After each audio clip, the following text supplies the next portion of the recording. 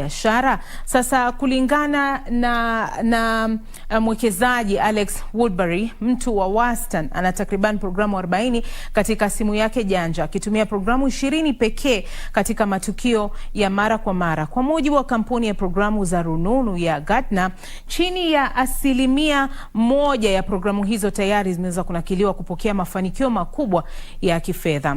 Lakini hatua ya kuunda programu kama hizi sio rahisi vile. Muda mwingi unaweza kutumika katika ubunifu wa muundo wa programu hiyo. Unachohitajika hasa kufanya ni kufikiria jinsi ya kuweza kudumisha matumizi ya programu hiyo, ambapo itahitaji mabadiliko ya mara kwa mara, na pia hatua ya kuweza kuidhinishwa na majukwaa ya programu ya simu kama vile iOS na Android, pia kuweza kukabiliana na masuala ya faragha miongoni mwa mambo mengine. Sasa tumeuliza wataalamu wetu chini ya nembo ya 100 bora ikiwa biashara zinahitaji programu ili kufaulu, na walikuwa na maoni mseto.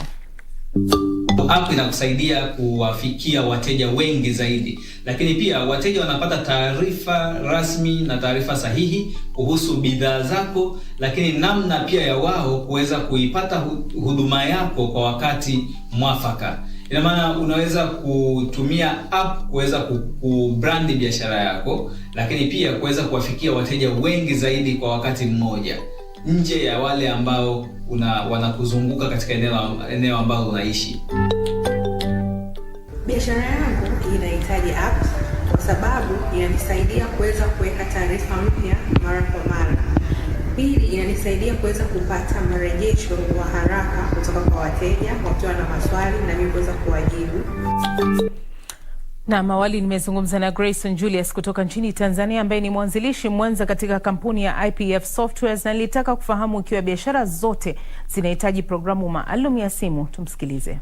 Sidhani kama ni kila application, kila biashara inahitaji application ya simu. Kuna nyingine ambazo zina service yake inaweza ikaishia tu kwenye website au digital front office au kitu kinachofanania, lakini cha maana zaidi cha kuwaza ni kwamba hiyo kitu ambacho kinatengenezwa, hiyo biashara, pain yake na solution yake inataka kuitoa, je, inahitajika kwenye application ya simu? Sasa wale wajasiriamali wanapaswa kufanya nini ili kuweza kuanzisha ama kukuza programu za simu zinazotimiza mahitaji ya wateja na biashara zao pia vile vile? Application unayoitengeneza unatengeneza kwa ajili ya nani? Una solve pain gani? Ile pain ambayo unaweza ukisha identify, inakuwa ni rahisi kutengeneza application yako. Kwa hiyo cha kwanza ni kujua kitu kinaitwa value proposition ya ambayo unataka kuitoa kwa wale watu wako. Ukishaweza kufahamu hilo tatizo ni lipi, changamoto zipo napitia, na solution yako ni ipi, hapo ndio unaweza kuanza kutengeneza. Grayson, tukirudi kwa wanabiashara, waweze kufanya kitu gani angalau kuona kwamba programu hizi zinawaletea kipato cha kutosha katika biashara zao? Kuna njia mojawapo ambayo ni rahisi sana na ni nyepesi, ni matangazo. Unaweza kutengeneza application yake akaweka matangazo yake pale, lakini kuna njia nyingine ambayo ni ya subscription, yani watu kulipia kutokana na matumizi. Analipia kwa mwezi, kwa miezi 6, kwa miezi 9. Hiyo pia ni njia rahisi ya kuweza kupata kipato. Programu hizi zimeweza kubadilisha vipi mtindo wa kufanya biashara? Kuna solution au mifumo ambayo imetengenezwa imebadilisha na kutransform na kuua baadhi ya biashara nyingine kabisa ambazo zinafanyika kinamna ambayo sio kidigitali. Kwa mfano, tukichukulia biashara ya taxi, ya madereva wa taxi, ya bodaboda, tukiangalia application kama Bolt na Uber na nyingine ambazo zimekuja nyingi, imeweza kubadilisha mfumo na kuwapa watu njia nyingine kabisa ya kupata kipato. Lakini kwetu sisi huku Tanzania, maduka yamekuwa ni benki siku hizi ya mtandaoni, na ukiangalia application kama Instagram imefanya watu hata hawamiliki maduka tena yale ya frame ambayo tunayafahamu siku zote. Siku hizi mtu anauza bidhaa zake akiwa nyumbani, na imeweza kuongeza kipato na imebadilisha maisha ya watu wengi sana kwa ujumla. Basi tukiachana na masuala ya programu, tuangalie mengine ya uchaguzi, ambapo wananchi nchini Nigeria wanatarajia kupiga kura kwenye uchaguzi mkuu mwaka ujao, huku vyama vya kisiasa pia vikitarajiwa kuanza kampeni zao. Lakini kuna kundi kubwa ambalo siku zote hulengwa ili kupata matokeo mema, na ni wanawake wanaofanya biashara zao sokoni kwa sababu ya idadi yao kubwa na uhusiano wao na watu wa mashinani. Skola Kisanga ametuandalia ripoti ifuatayo. Hili ni soko la chakula la Obalende mjini Lagos. Abiodun ni mfanyabiashara ya nyama, hususan kuku. Ni mama wa watoto wawili, na kama walivyo wanawake wengi katika nafasi yake, wanahangaika kutunza familia zao. Kwa miaka 14 iliyopita, Abiodun aliajiriwa na vyama mbalimbali vya siasa kuwasaidia katika kampeni zao, lakini hatoi ushirikiano huo tena. Sisi kama wafanyabiashara wa hapa sokoni tumeamua kutompa kura mwanasiasa yoyote wakati huu, kwa sababu wakishinda hawafanyi lolote kutatua kero zetu. Wanatukumbuka tu wakati wanatafuta kura na kujifanya kama wanataka kutusaidia vile. Wafanyabiashara wanawake wameendelea kuwa na jukumu kubwa katika uchaguzi wa Nigeria. Mnamo mwaka 2020, ofisi ya taifa ya takwimu ya Nigeria ilikadiria kuwa wanawake walikuwa 49.95% kati ya watu milioni 206. Lakini kwa mujibu wa tume huru ya taifa ya uchaguzi nchini humo, wanawake waliojiandikisha kupiga kura katika uchaguzi wa mwaka 2019 walikuwa wengi kuliko wanaume. In Nigeria today, Sheikh Hussein alihudumu katika Senate ya Nigeria mwaka 2015. Anaamini wafanyabiashara hawa wanawake mara nyingi wanadhulumiwa katika maandalizi ya uchaguzi. Market women are good mobilizers, and that is why wanawake wa sokoni ni wahamasishaji wazuri, na ndio maana wanasiasa wanavutiwa nao kila mara. Mwanamke wa sokoni anadhulumiwa na tabaka mbili za watu. Kwanza ni viongozi wao, viongozi wa soko la wanawake, halafu pili wanasiasa wenyewe. Na iwapo likupita mtandao wa Instagram, umeweza kuzindua njia kadhaa za kuthibitisha umri wa watumiaji. Zoezi hilo la majaribio linaendelea nchini Marekani, ambapo mtu yeyote atakayebadilisha umri wake kuwa zaidi ya miaka 18 watakuwa na njia 3 za kuweza kuthibitisha hilo. Moja kati ya njia hizo ni kuweka kitambulisho chako na hatua ya kuidhinishwa na wafuasi wenza. Mfanyikazi wa zamani wa kiwanda kimoja huko Italia ambaye aliachishwa kazi wakati wa mlipuko wa virusi vya corona, Habane Lame, anasemekana kuwa na wafuasi wengi zaidi duniani katika mtandao wa TikTok. Lame ana wafuasi milioni 142.8. Mchekeshaji huyo kutoka Senegal ana miaka 22 pekee. Na hatimaye katika taarifa ambayo huenda ikakutamausha, Amazon imetangaza kwamba kampuni ya programu za kompyuta ya Alexa, teknolojia inayotumia sauti, itakuwa na uwezo wa kuiga sauti ya wanafamilia waliofariki. Aidha, uigaji wa sauti unaweza kufanyika chini ya muda wa dakika 1 baada ya sauti ya mtu huyo asilia kurekodiwa. Hii ni mwisho mitikasi leo. Naitwa Hamida Abubakar, kwa heri.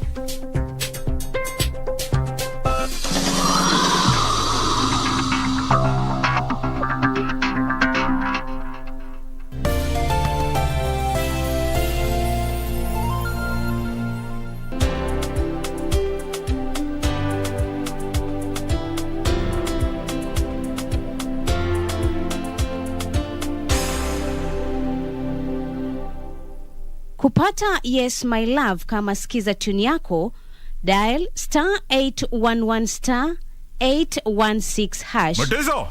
Mutiso, wewe nafanya nini hiyo? Wacha nieleza, panataka hiyo kitu. Panataka Mutiso. Ai mbo, sasa hiyo tu unakuja unaanza kunizuzia kwa nini hata sijafanya kitu? Wewe nieleza Mutiso, apana leta hiyo kitu. Taka. Wacha nachukua simu. Hello? Yes my lovely. Yes, I did the dishes. Kupata Yes My Love, bonyeza *811 *816#. *811 *816#. After working for me all these years, it should be pretty clear to you that I'm not someone you'd want to be an enemy. Well, I wanted you to know that I've been in love with Jaime. Doctor, what is it? I'm sorry, madam, but your baby's dead. You are a murderer. You killed my baby. Get out of here now. I want you out. I hate seeing you happy. I hope one day you suffer pain far worse than what I'm suffering right now.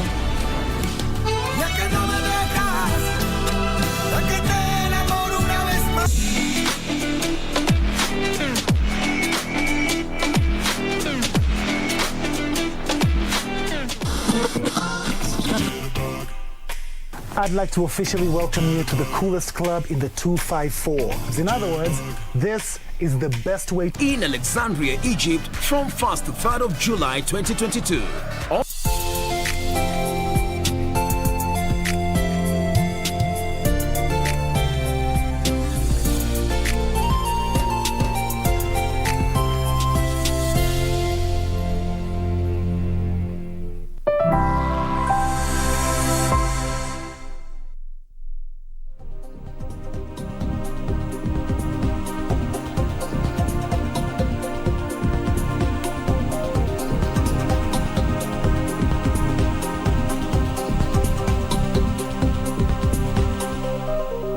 Top sports attractions on KBC Channel 1. In July, Kenya Morans face off against the DRC, Egypt and Senegal in the FIBA Basketball World Cup African qualifiers in Alexandria, Egypt from 1st to 3rd of July 2022.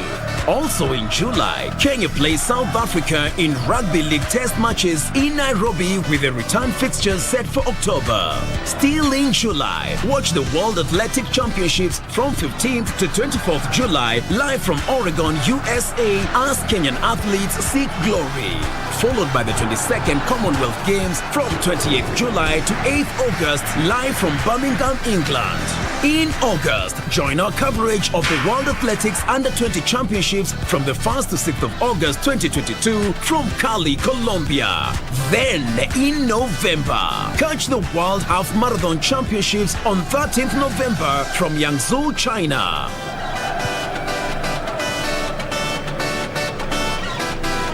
Now that's what sets us apart as KBC Channel 1, your true sports partner.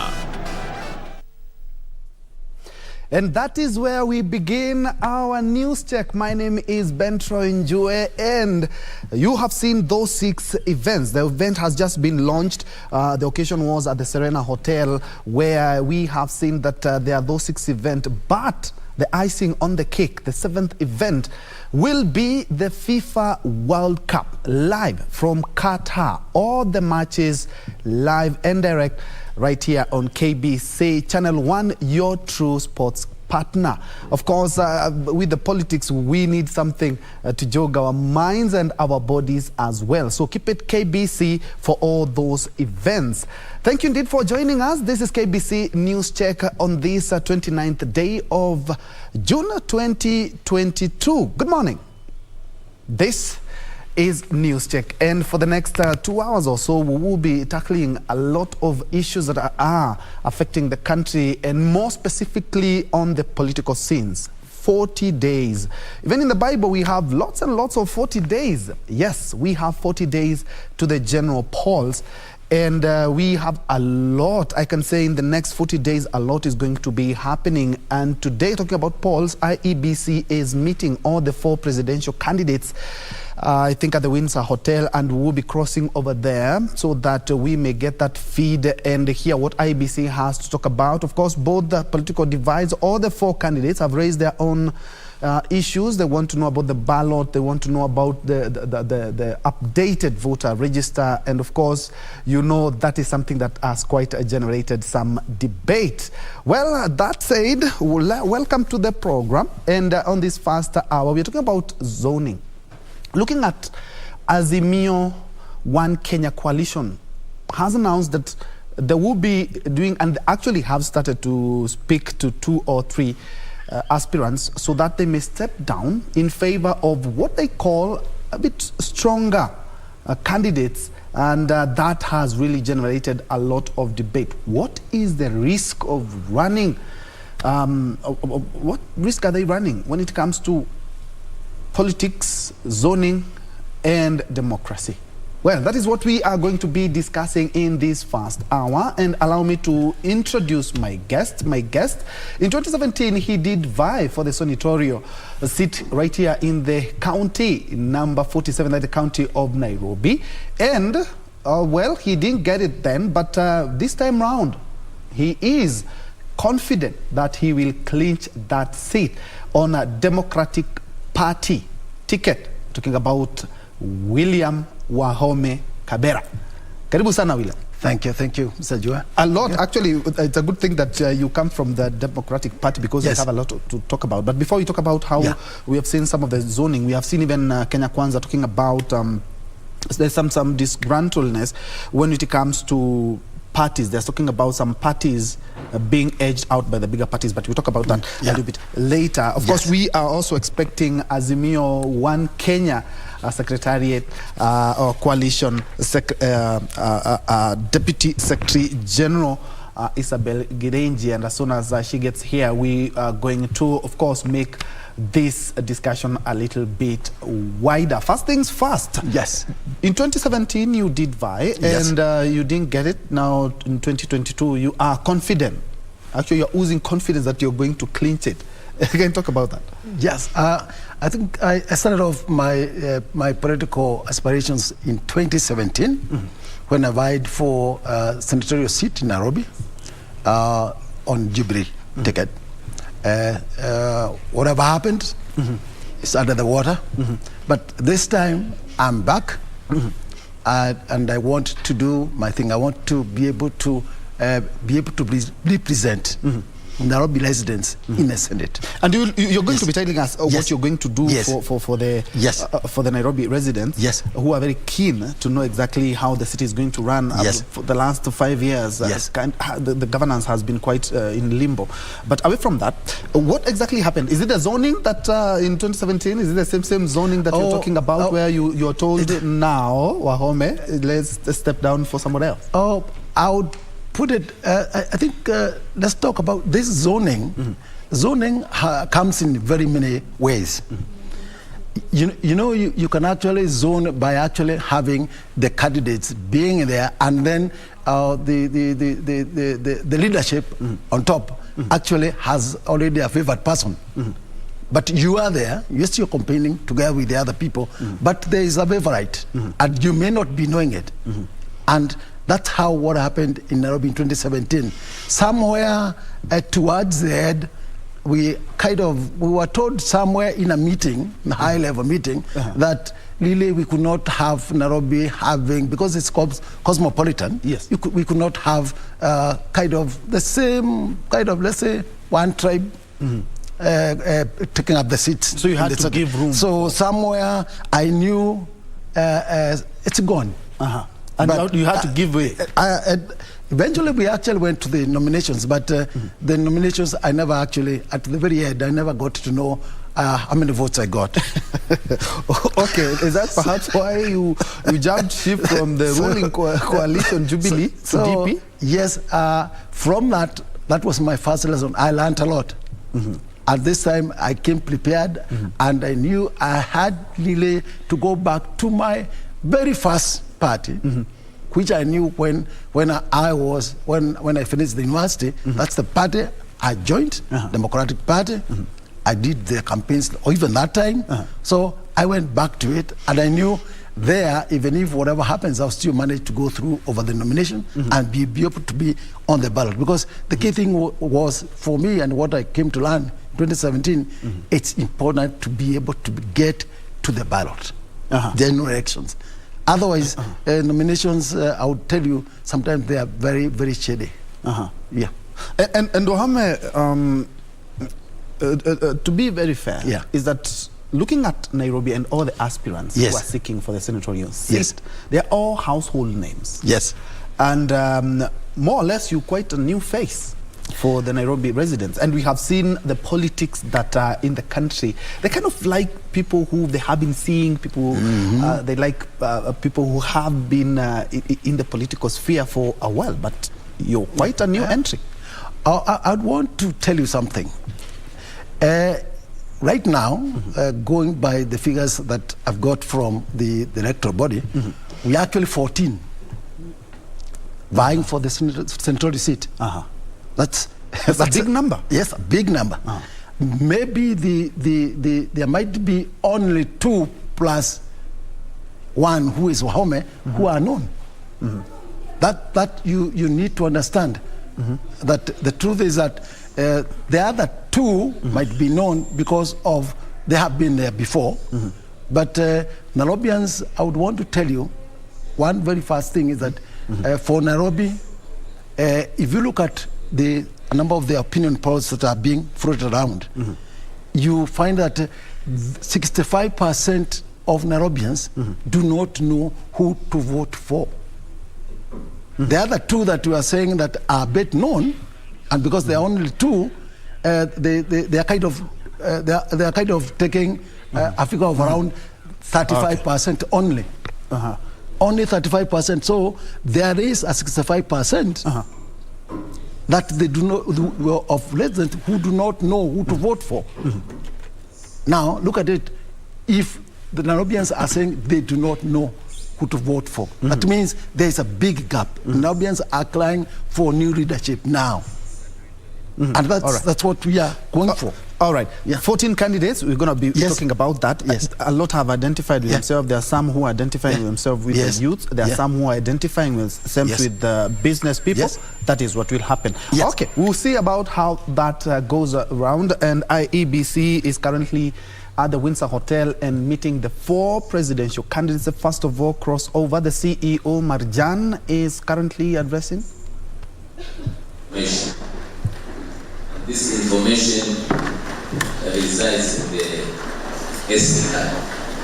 One of the information is the biographic information, which basically is information regarding the voter.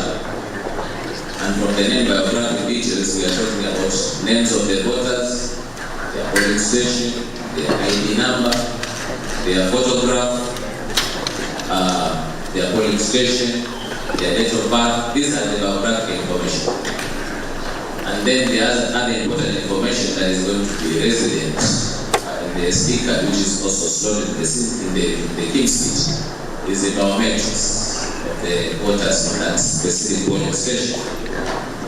So immediately a voter turns the polling station after we open the polling at 6 o'clock in the morning. The method that is going to be used, that is the default method that is going to be used to identify the voter, is the biometric. And therefore the voter will be required to place their finger, that is the thumb, on the fingerprint reader. The fingerprint reader will actually be able to identify this person. And from that, then this person or this voter should be allowed to go and be given the ballot papers for them to go and cast their vote. Assuming that we have got 700 voters in a polling station, which is actually the maximum number of voters allowed by the law, then the King's Speech will be having 700 voters multiplied by 10 fingerprints, because each and every individual has got 10 fingerprints. So we basically, during the enrollment process, we normally take all the 10 fingerprints. So in the identification process, the voter will be using their fingers. If the thumb does not work, they will use the other fingers. You can even test on the 10 fingers to make sure they are working. The reason for that is because there is a possibility of false rejection, that a legitimate voter appears to come on board, but the identification system is unable, the fingerprint reader is unable to recognize this. And this could be for several reasons. It could be because the person is being hand labor and using their hands. It because maybe also they are masonry, they are touching a lot of stones, and also it is possible. But their fingerprint quality could be not good, and therefore the default method is supposed to check. And when you place your finger in the fingerprint reader, the fingerprint, assuming that we have 700 voters, it will scan through 7,000 fingerprints, because we are talking about 700 times 10 per voter. So it will scan through 700 fingerprints to see whether this fingerprint that has been placed there matches with any fingerprint that is there. So in case then this doesn't work, then the next step is now to use what we refer to as complementary method. And this is where we are going to use the ID number or the passport number. Essentially, the document that the voter actually used to register during registration. So we'll actually enter the ID number, or even at the back of the ID number, there is a feature that you can use MRC to scan, and it will actually complete the information on the screen. So which information are you going to see on the screen when you use the national ID number or the passport number? You are going to see the photo of that voter. You are going to see the name. Essentially, the details appearing on the ID is what is going to appear on the screen that is it. And with the picture, you are able to positively identify that this is a voter who is supposed to vote, and therefore you can allow. But before that, before even allow, when you retrieve this information regarding the voter, you also retrieve the 10 fingerprints that we actually use to enroll. And therefore, the voter still can be given an opportunity to still place their finger. And now the KIMS kit will search against the 10 fingerprints as opposed to 7,000 fingerprints. That gives opportunity again also for the scanner to check the quality of fingerprints, and most likely this person is going to be identified. But in case this person is not identified, even when you can be able to see their picture, we can say this is the right voter, and therefore we will call the candidates, the representative of the agents of the presidential representative, for them to come and witness. We will issue Form 32A that will be used now to confirm that this person has been identified through complementary method. So when the commission talk about complementary method, we are referring to complementary method that is used when the biometrics fail, and they can fail for various reasons like what I've stated. Now, it is also important to know that the SD cards holds information regarding biographical information and biometric. The biographical information is the replica of what is actually in the physical register. It has the photo, it has the name, it has everything, including the ID. Now, if we now turn to use of the register, and previously this is what we have done, when a voter appears at the polling station, the voter is going to be identified using biometric as a default method. If it fails, then use the complementary method. But after being identified, the clerk will look for the name of this voter in the physical register and cross it out. That was the method that we used before. And this method is prone to abuse. This is what we are trying to say. It's prone to abuse. Why? And this is what I want to actually demonstrate today. Because it is good when we can say that it can be used to check, for example, how many people have voted in case maybe there's an issue of technology. But when you identify voters through technology, the system automatically archives. It archives the details of those who have voted, meaning that if that person is supposed to present himself again, then that person cannot be able to vote. The system automatically will sound an alarm, and therefore we will know that somebody who has voted is coming back again to vote. Over and above that, the system will also maintain account and tally of those people who have actually voted.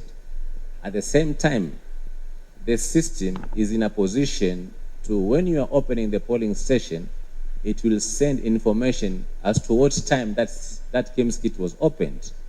And then periodically, at some point of time, it will be sending information regarding the turnout of the voters who have just voted. So this information can be used to tell the country how many people have actually voted. In addition, if later on you also want to analyze the information in terms of how many people have voted, how many females have voted, how many youth have voted, this information is likely to be provided with analysis of that information. Now, if you look on the other side, and this is what we were doing before, we were identifying people through use of KIMS kit, but at the same time also crossing out the register of voter. When you do that, and when you use the complementary method, whereby we give Form 32A for those who have not been identified biometrically, but through alphanumeric search, then we cross out the names in the register.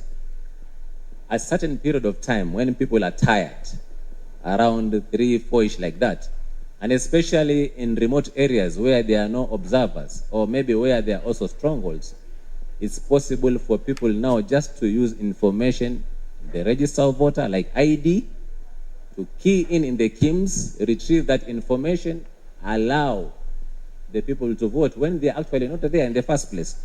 This is what we are saying, that this is something that can be exploited, and therefore it can lead to people winning illegitimately. And that is why the Commission is keen to ensure that the method that is going to be used will actually guarantee free and fair election. Now, this is what we are talking about. When you look at it, basically, it makes sense. Our returning officers will be at the tallying center, waiting for results from the presiding officers. The presiding officers are just temporary officials that we recruit. They are going to work for possibly 2 weeks. These are the people who are going to be responsible for declaring results at the polling station, and the results announced at the polling station is final. And we are going to give them a big responsibility, including possibility of them also using the details in the physical register to use in the biometrics, in the KIMS kit. And potentially, basically, allowing people, or maybe even people, to vote more than once. Because if I'm somebody's friend and is the presiding officer, and I come and I say my ID number is this, and that ID number is basically entered, this information is populated there, and I'm allowed by the presiding officer, then it is possible that you can even do it ceremoniously when people are tired. Just keep on entering the ID numbers, passport numbers, and clearing the remaining ones. So you can see that maybe in a polling session you have got 100% turnout, 99% turnout, 98% turnout, which maybe may not be true. So to hedge against that, it is the reason why the Commission is advocating for this. But I am happy that today the stakeholders, the people who have got stake in this election, are here, so that this matter can be deliberated on. And whichever position is agreed today is what the Commission is going to go with. We are not going to stick to our guns. We are going to say that, okay, if this is what has been agreed, then let's go with it. But we must also understand the potential risks that are actually inherent in that process. Now, so that is about why use the KIMS kit to identify biometrically, and to use alphanumeric search as a complementary method vis-a-vis using now the physical register. Now, I think also the issue has been, how can you guarantee us that the technology is going to work? It's going to work without failing us, so that we can be comfortable as we are conducting ourselves, as people are voting. What assurance can the Commission give us? I think this is a challenge to us. But what I want to state is that, first of all, as we speak, in 2017, we bought 45,000 KIMS kits. And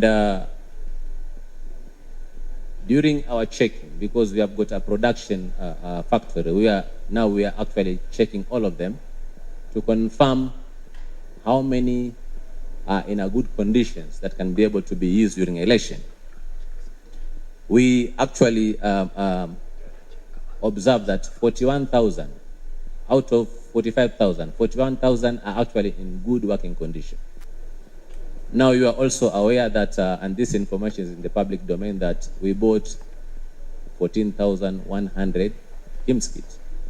Now, if you add 41,000 KIMS kits to 14,100, you get approximately 55,100. We have also gazetted that the number of polling stations to be used in 2022 election is 46,233. If you subtract 55,100 from 46,233, the figure that you get, if you divide by 1,450 words, you will get that we will have 6 backup KIMS kits per word. Now, in comparison to 2017, we had 45,000. And the number of polling stations were 40,883. if you subtract from 45,000 and you divide that figure by 1450, you will find that we had 2.8 backup kits. Essentially, if you round it upward, it's actually 3 kits per ward. Meaning that we are going to this election with more backup kits compared to 2017. And therefore, this is to assure you that the mechanism has been put in place to make sure that the system is going to work. Also, what I wanted to let you know is that the KIMS kit, as I said, it works offline in terms of identification. It does not connect to any back end in terms of identification, because, like I said, the information regarding the register is the resident in the SD card. That is the biographic as well as the biometric information. Suppose we have a challenge with one KIMS kit, and based on our assessment, it's beyond repair, we cannot be able to use it. The simple thing to do is just to remove the SD card, bring the backup kit, and insert in this new backup kit, and there it is, it's going to work. It is going to pick from where actually we stopped from. And this information, like I say, is the resident in the SD card. So there is no cause to worry about, because we can swiftly be able to provide that backup kit and by inserting the SD card from the kit that is malfunctional in a kit that is working, we can be able to restore very quickly, and we work without losing any time. But suppose we lose time, again, also, the law allows us to compensate for the lost time. So we are giving you all the assurances that the technology that we are going to use is going to work and is going to guarantee free, fair, and credible election. But going back to the issue of physical register, and I want you to go to the second slide. I want us to take ourselves back to 2017, whereby this similar issue was actually litigated upon, and it was actually litigated under civil appeal number 328 of 2017 in a case versus where the IEBC was sued. So it was a case between NASA and IEBC. In this petition, the aggrieved party argued that voter identification and transmission of election results should be exclusively electronic. That was the argument in 2017. And the court litigated on this case, and this petition was actually dismissed. Now, on the same case, the Court of Appeal adopted the IEBC internal memo dated 27th July 2017, which stated that the procedures leading to complementary mechanism of voters' identifiers should include, as stated there, that is, the presiding officer should ensure that voters are identified using biometrics features, that is, using their fingerprints. And biometric identification is a primary mode of identifying voters. That is the ruling. And 3, where a voter cannot be identified using biometrics, then alphanumeric search as complementary mechanism will be deployed in the presence of agents. The presiding officer will only resort to use of a printed register of voters after approval by the Commission and upon confirmation that a kit has completely failed and there is no possibility of repair or replacement. In which case the procedures in Regulation 26 of the Election Technology Regulations of 2017 basically applies. I think my last slide on this, and this is basically, like I said, is just to set tempo so that it can elicit discussion between the Commission and the stakeholders. Then why are we saying that we should use? I think I've been very, very clear in terms of why should we use a physical register?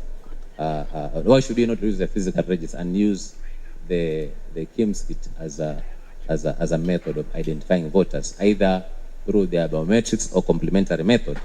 One is because, for one, the Court of Appeal judgment actually recognizes alphanumeric search as a complementary mechanism, which ruling I think up to now has not been challenged. It is still in force. And two, like I stated before, the printed register basically creates a haven for conspiracy in the casting of illegitimate votes. So, ladies and gentlemen, I think I've tried my best to explain what is actually at stake here. And therefore, either I should be guided whether now you want to discuss this past, or you want me to continue and finish with the issue of the reverse path, and then the matter can be discussed together. Your guidance, Mr. Chairman.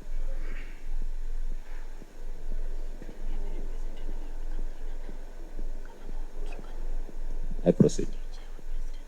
Thank you, Mr. Chairman.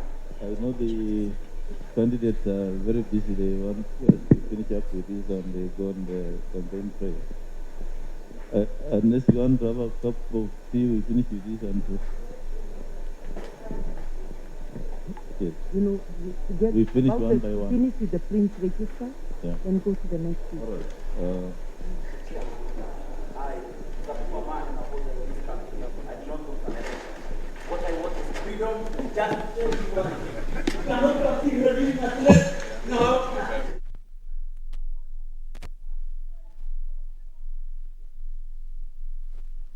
All right, some of away from that, that has been Marjan Hussein Marjan, who is the CEO of the IEBC there. And some of the things that he has already talked about is something that they had raised in a presser we had last week, is that we're still not going to be using the manual voter register.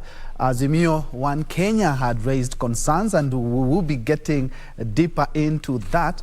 But he says that the manual voter register is prone to abuse. But he has said that, of course, a lot of people had raised issues because some people cannot have, don't even have fingerprints because of the nature of their job and also because of advanced age. And IEBC, through the CEO, has cleared the air, saying that the biometrics will be the first line of defense, but they will also be having, of course, they will also be having complementary that will also be used. But first of all, let's get back to that presser. Chebukati is currently addressing the press. Right. And then we shall take all the comments and then we respond accordingly. Thank you. Thank you, Mr. Chairman. For this year, I wish if we is making a presentation, if we could go quickly to allow us matters more time for discussion.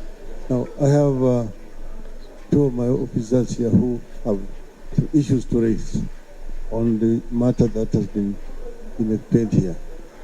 Paul. Chairman, first, on the issue of the complementary system, we did write a letter on the 27th of June, and we were hoping that we would have gotten a response to that. But what CEO has said about what the Court of Appeal said was not correct. Because what the case did say at the High Court was that a complementary system must be different under Section 44A, must be different than what you have under Section 44. And in fact, they said that that is why Section 44A uses the word notwithstanding. And Section 44 says that you use technology.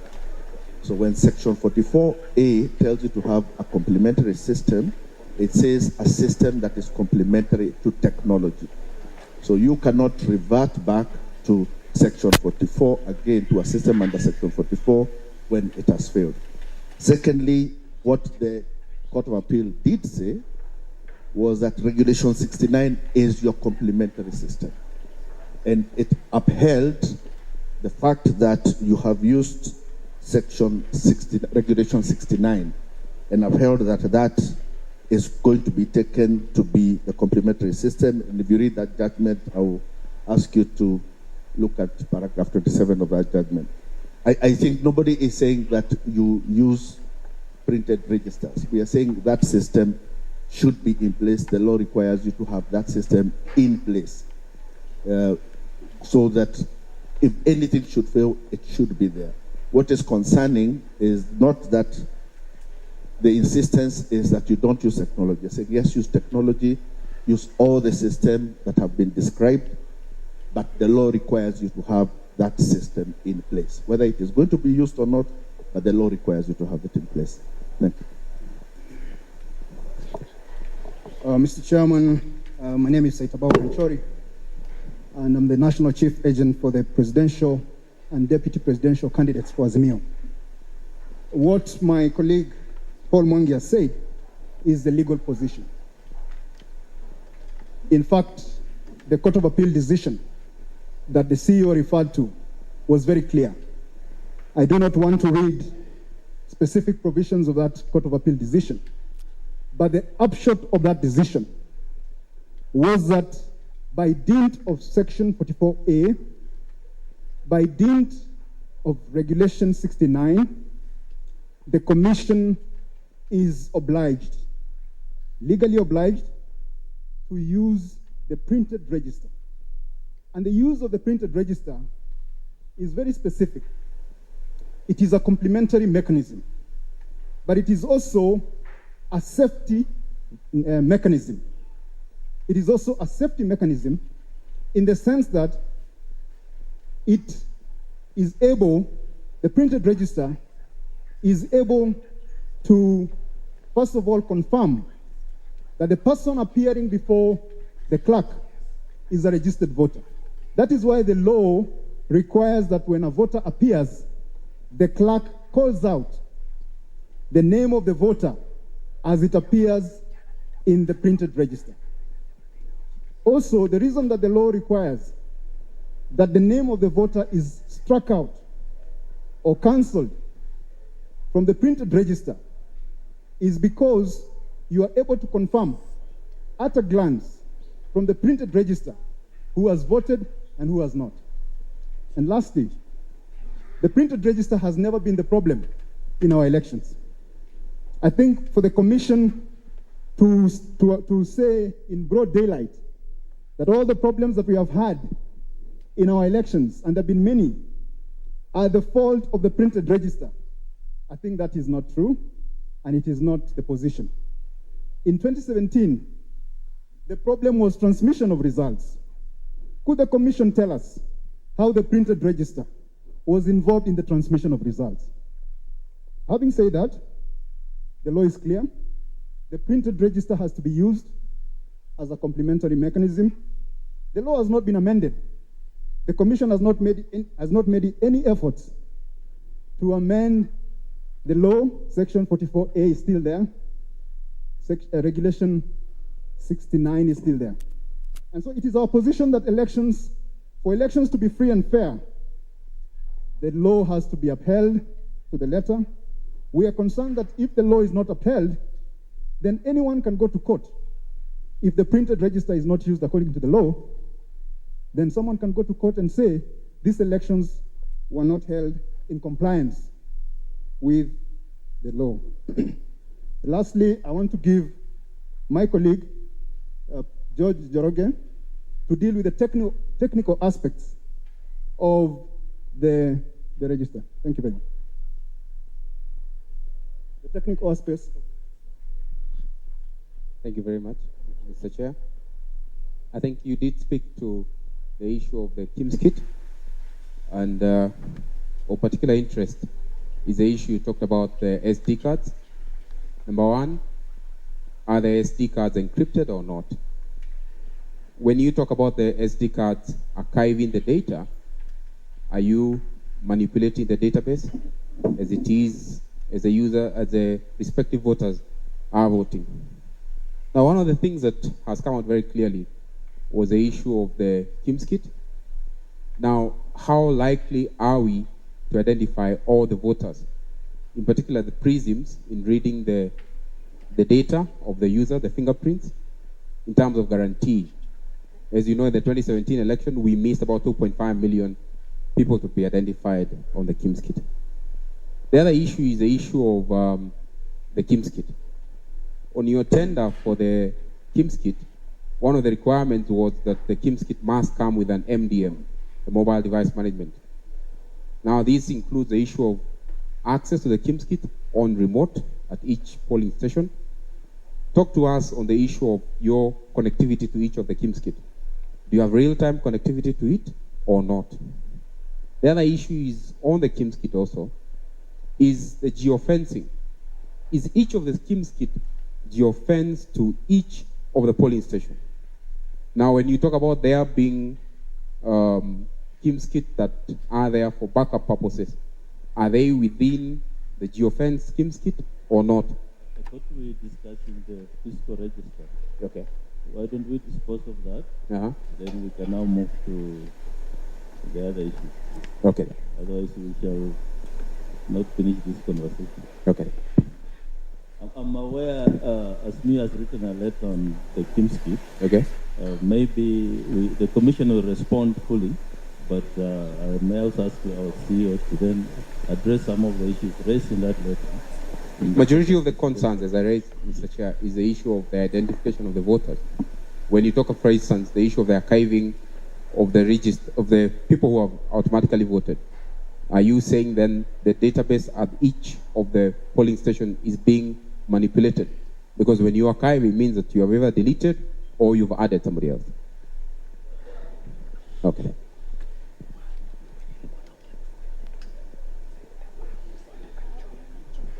We have another team. Let's take UDA. Then we go to Agano. Then we come to Roots. You like to say anything? No. So UDA then Agano on the issue. Thank you, Chair.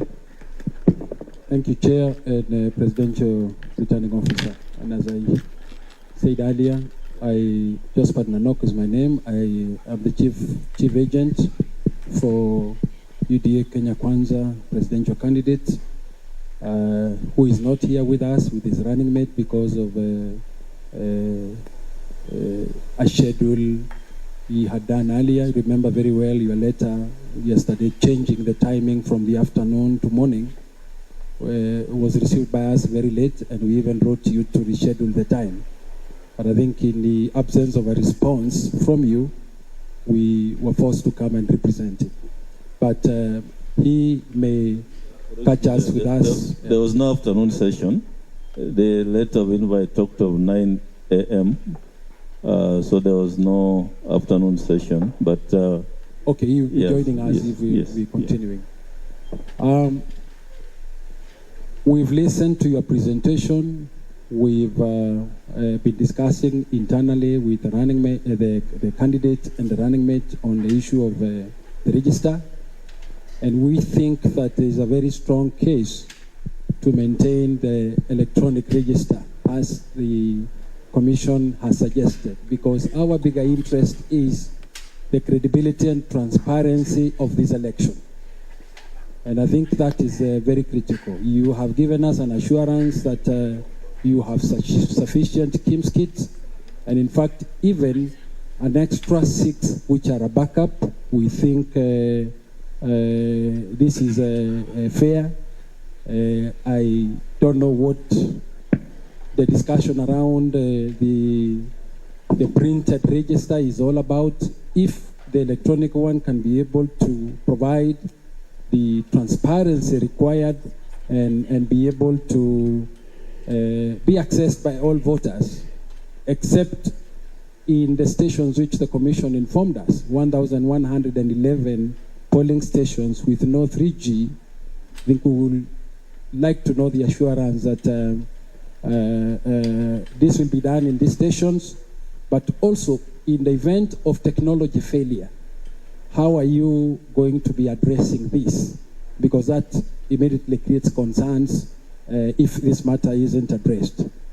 And then we also noted that you've recently gazetted the registered voters per ward. We are yet to see the gazetted register per polling station. so that we be contented with the numbers of voters you'll be registering per polling station in the various KIMS kits. Thank you. Yes, you want to add? Yes, I would want to add something towards my colleagues' presentations regarding KIMS kit or the use of the physical register. It is true that the physical register does open opportunities for people to walk in, pretend they are being verified from the physical register when they have not been identified through the KIMS kit, and a result of which you could have many unregistered voters entering, or voters not registered in specific polling centers, entering into the stations, accessing ballot papers and voting by avoiding or circumventing the KIMS kit. Notably, the electronic identification of voters is a primary mode of identification. We should now not create a system that gives us a circumvent of that identification system. It will be very sad if we drive Kenya back to the place where we started many years ago, where identification was only being done through the physical register. So from my end, I would be more interested in knowing what is loaded in the KIMS kit. What register is loaded in the KIMS kit? Because even if you printed that register and what is in the KIMS kit is what is in the physical register, nobody then needs to worry. Good thing about the KIMS kit, it has digital footprints. It can actually say, we have 20 people who walked into this station, and as opposed to the physical register, if 30 people walked in, you're not able to verify using their identification, their biometrics. You're not able to say, using biometrics, that a real human being walked in, or that human being was only given one vote. One man, one vote, one woman, one vote. The physical register would open opportunities for one person walking in, purporting that the KIMS kit has not identified them, purporting to use the physical register, and thereby allowing even one voter to vote 5 times within a station. So for me, I think it is important we keep to the KIMS kit. It has a complementary method, and it is preloaded. In fact, what I think IEBC should be doing right now is opening the system of what you are loading into the KIMS kit. The political parties would want to know, are you loading the correct registers into the KIMS kit? Where is the audit report by KPMG? How many voters had been transferred to wrong polling stations? Have they been restored back to their polling centers? Once we verify we have the right register going into the KIMS kit, then we will have the confidence that what is preloaded into the KIMS kit is going to be okay. We are also aware of the fact that the identification system is not using the network system, because we assume you have preloaded that record into the KIMS kit. So whether there is network failure or no network failure, a voter can still be identified through the KIMS kit. The network story only comes in at stage 2, where you are doing the results transmission. And that's a discussion, I believe, which is in their agenda. But for the time being, the UDA position, the Kenya Kwanza position, is that identification of voters must have digital footprints, and we stick with the technology, no physical registers. Gano. Thank you, Chair. For record, we would like to say that we in Agano, and I myself as a presidential candidate, have no problem with electronic voter identification. We're speaking both from a party position, and for me, it's experiential, as I'll explain in a short while. I've not heard the CEO say that the alphanumeric will not be available.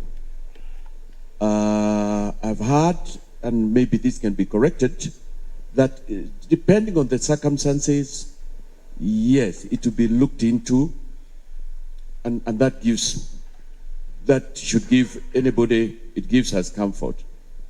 The only area that would be of worry to us is what happened if there was no connectivity and things like that. And you have said that it will be able to work, and it works offline.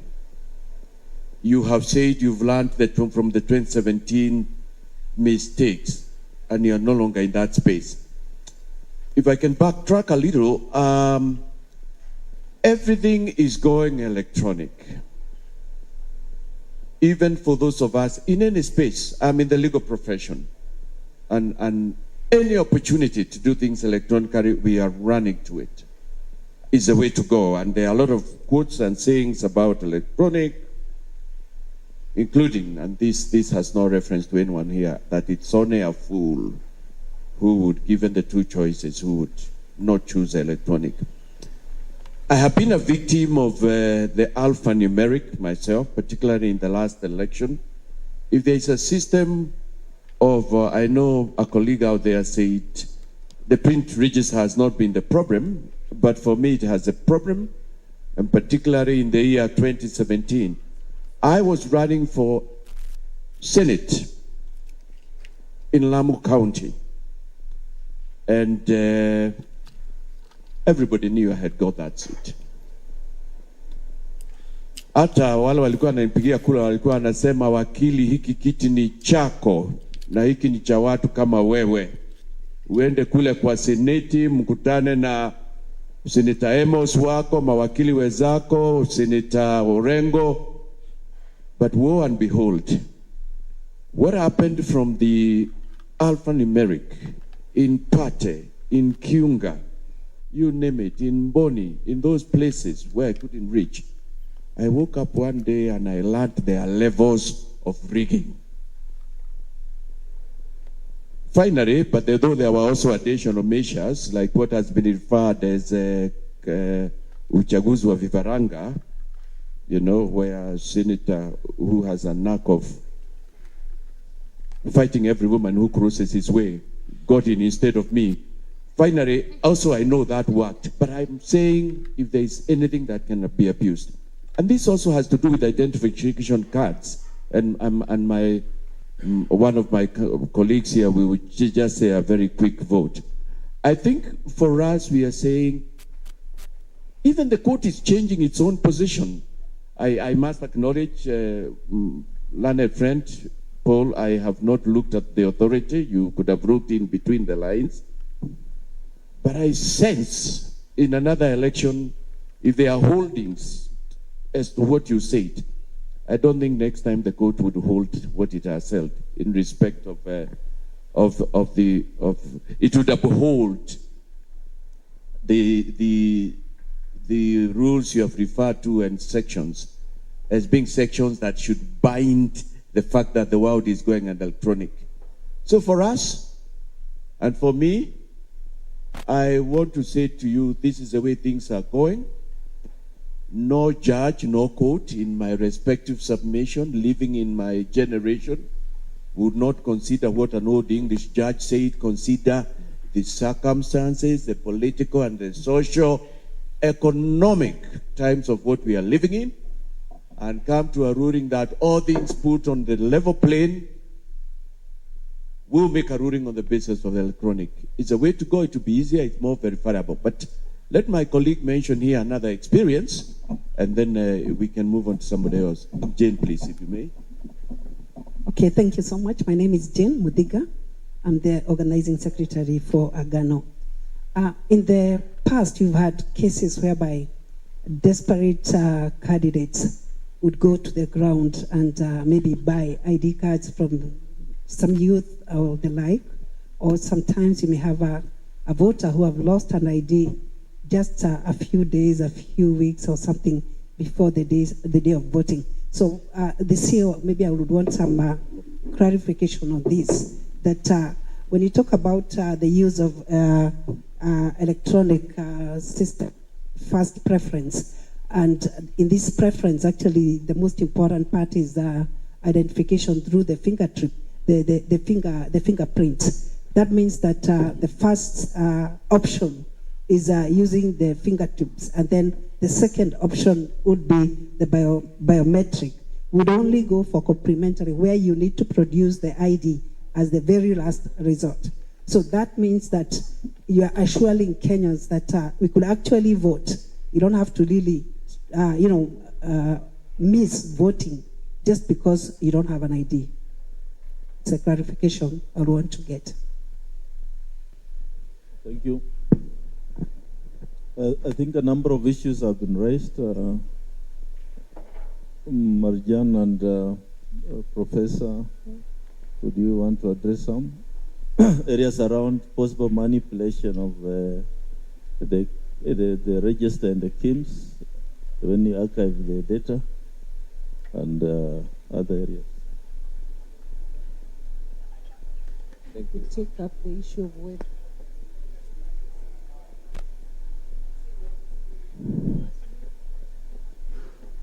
Thank you. You could Thank take you. up that issue of whether political parties could be allowed to observe the e-register that is being loaded onto the KIMS kit.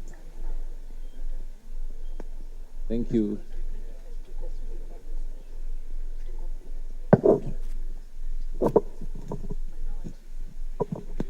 Maybe as you respond, you might want also to comment to the fact that there is an interim order against a commission that requires you to have the registers, and your lawyers came to court and said that the registers are ready and that they are there. And an interim order was saying that you must provide them on election day. Maybe you'd want to comment on the issue of compliance with that order. Thank you. Thank you very much. The issues related to legal aspects of the register.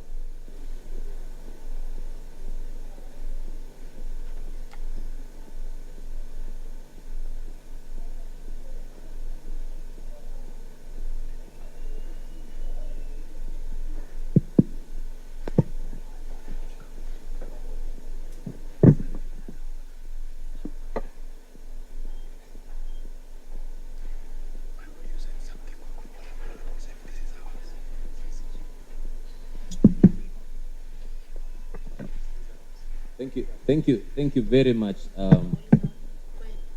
for your questions and clarifications. Actually, for me, it means you are paying attention to what we are discussing. And so on the issues, matters legal, issues related to Section 69, Section 44,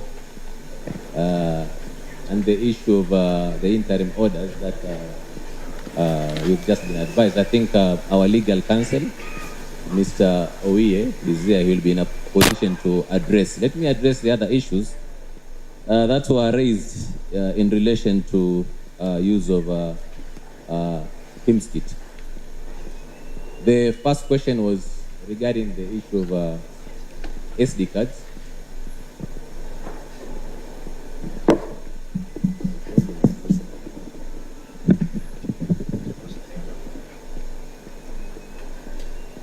So the first question was on the issue of SD cards and whether the SD cards are actually encrypted or not. My answer to that question is yes. The SD card is the information that resides in the SD card is encrypted, and therefore, if the SD card is going to be lost, nobody can be able to access that information unless you have the decryption key. So then the information actually inside the SD card is actually secure. The other question is on the archiving of the voters who have already voted. Yes, the system basically automatically archives any person who has voted. And archiving does not mean deleting. Archiving means that you are marked that you have already voted. And therefore, this information, if we are even to avail it in the future, we can even tell you who has voted. The only thing we cannot be able to tell you who he has voted for who. But in terms of who has voted, what is his age, what is his sex, what is the sex, and the rest, that information can be provided. How effective is the KIMS kit in identifying? How did it, I think we all know, and that we did not have any problem in 2017 in terms of identification. In fact, I want to confidently say that by 5, almost all the voters who had turned up the polling station had been identified. Maybe at that particular time we were also using a combination of the KIMS kit and the physical register, but in terms of identification, it worked very, very effectively. We never had any challenges, and in fact, you alluded to the fact that the problem is not even identification here. The problem is results transmission. That is what you said. And therefore, we did not have any challenge in as far as identification is basically concerned. Then the other issue was in the tender document, it was indicated that the technology will come with the mobile device management system. So is that mobile device management system there? My answer to that is yes. The mobile device management system is there, and you can be able to use it to poll all the devices that have actually been deployed for the purpose of this election. And we are ready to provide you with all the information regarding the kits that are going to be deployed. And therefore, you'll know which kits have actually been used for the purpose of identification. And not just identification, but also later on, they are going to be used for the purpose of results transmission. Then the other issue is regarding, are they going to also be real-time? There's going to be real-time connectivity or not?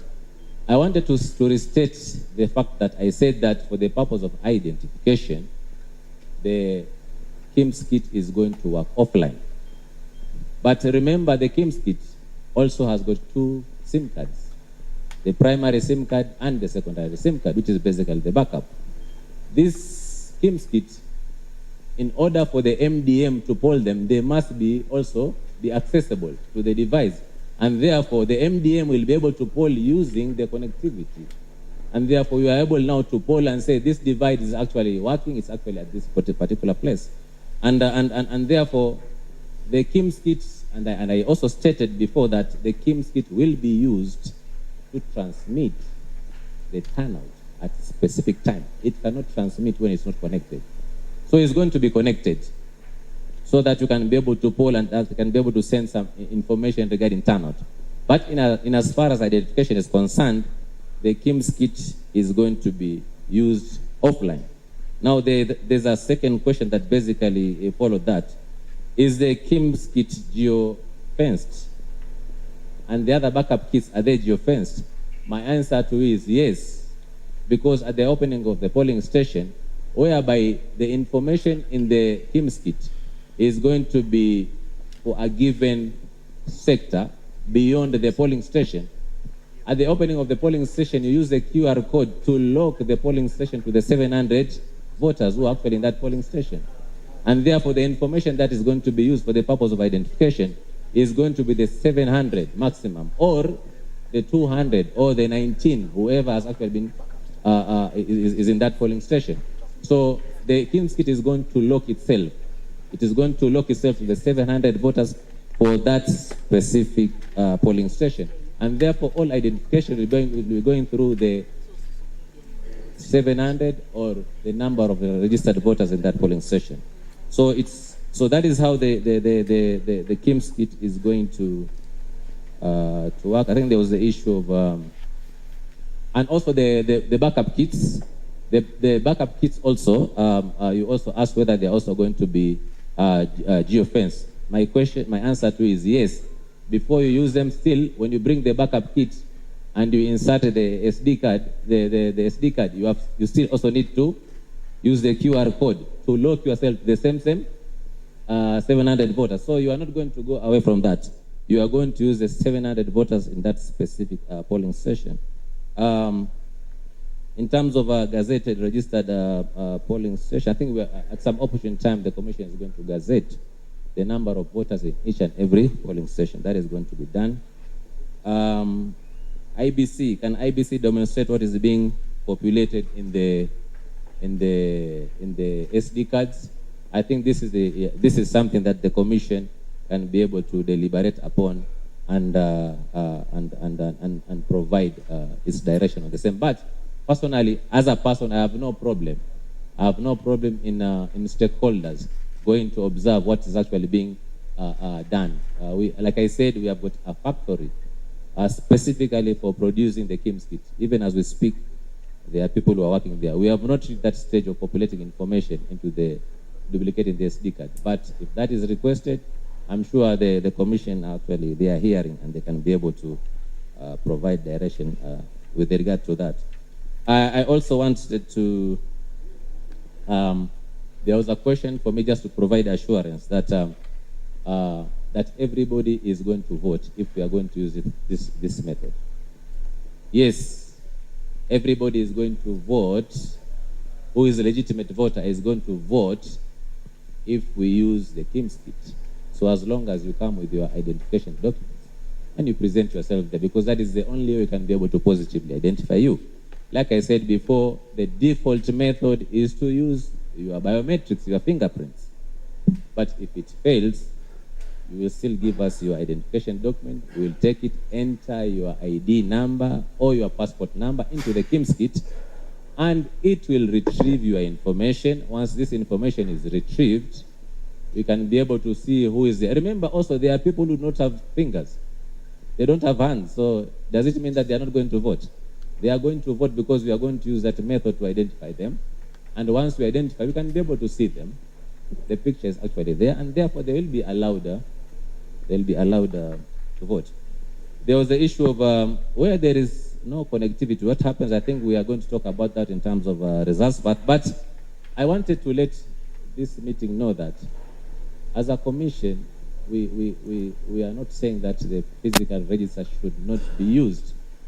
We are saying that if we are to use a physical register, it should be the last resort, whereby all the other methods have actually failed. And therefore, this should basically be the discussion. Thank you very much.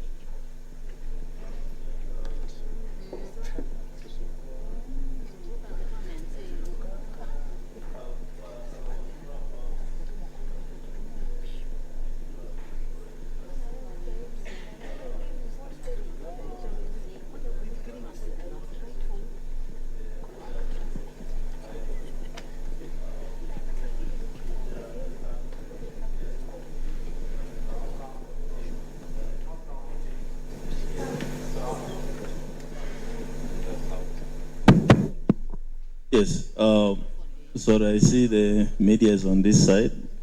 The case in the High Court is coming up on 18th of July here in the parties hearing.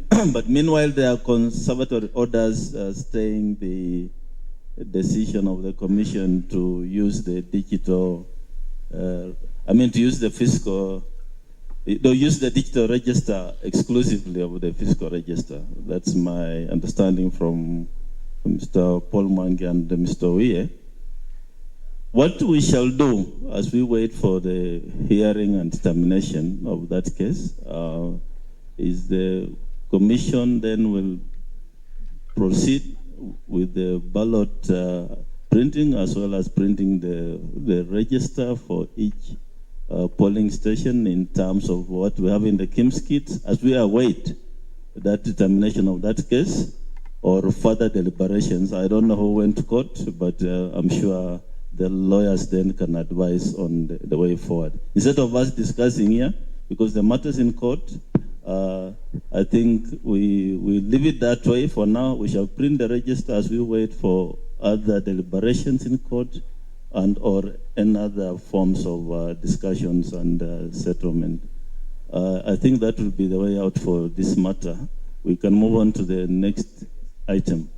There is one aspect you have not still handled, the issue of whether you can allow accountability and verifiability of the content that is being loaded, whether the Commission is open enough to allow political parties to observe the process of what is being loaded into the KIMS kit. Yes, I got your question. I thought the CEO attempted to answer it. We have a factory where we are processing the KIMS kit.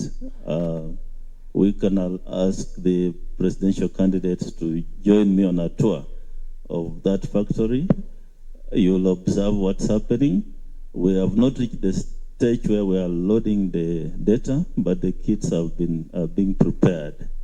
And any time now, we can agree on a date when we can tour maybe then we can be able to be on the same page. I think that would be good for transparency of the process. So, presidential candidates or their agents, that's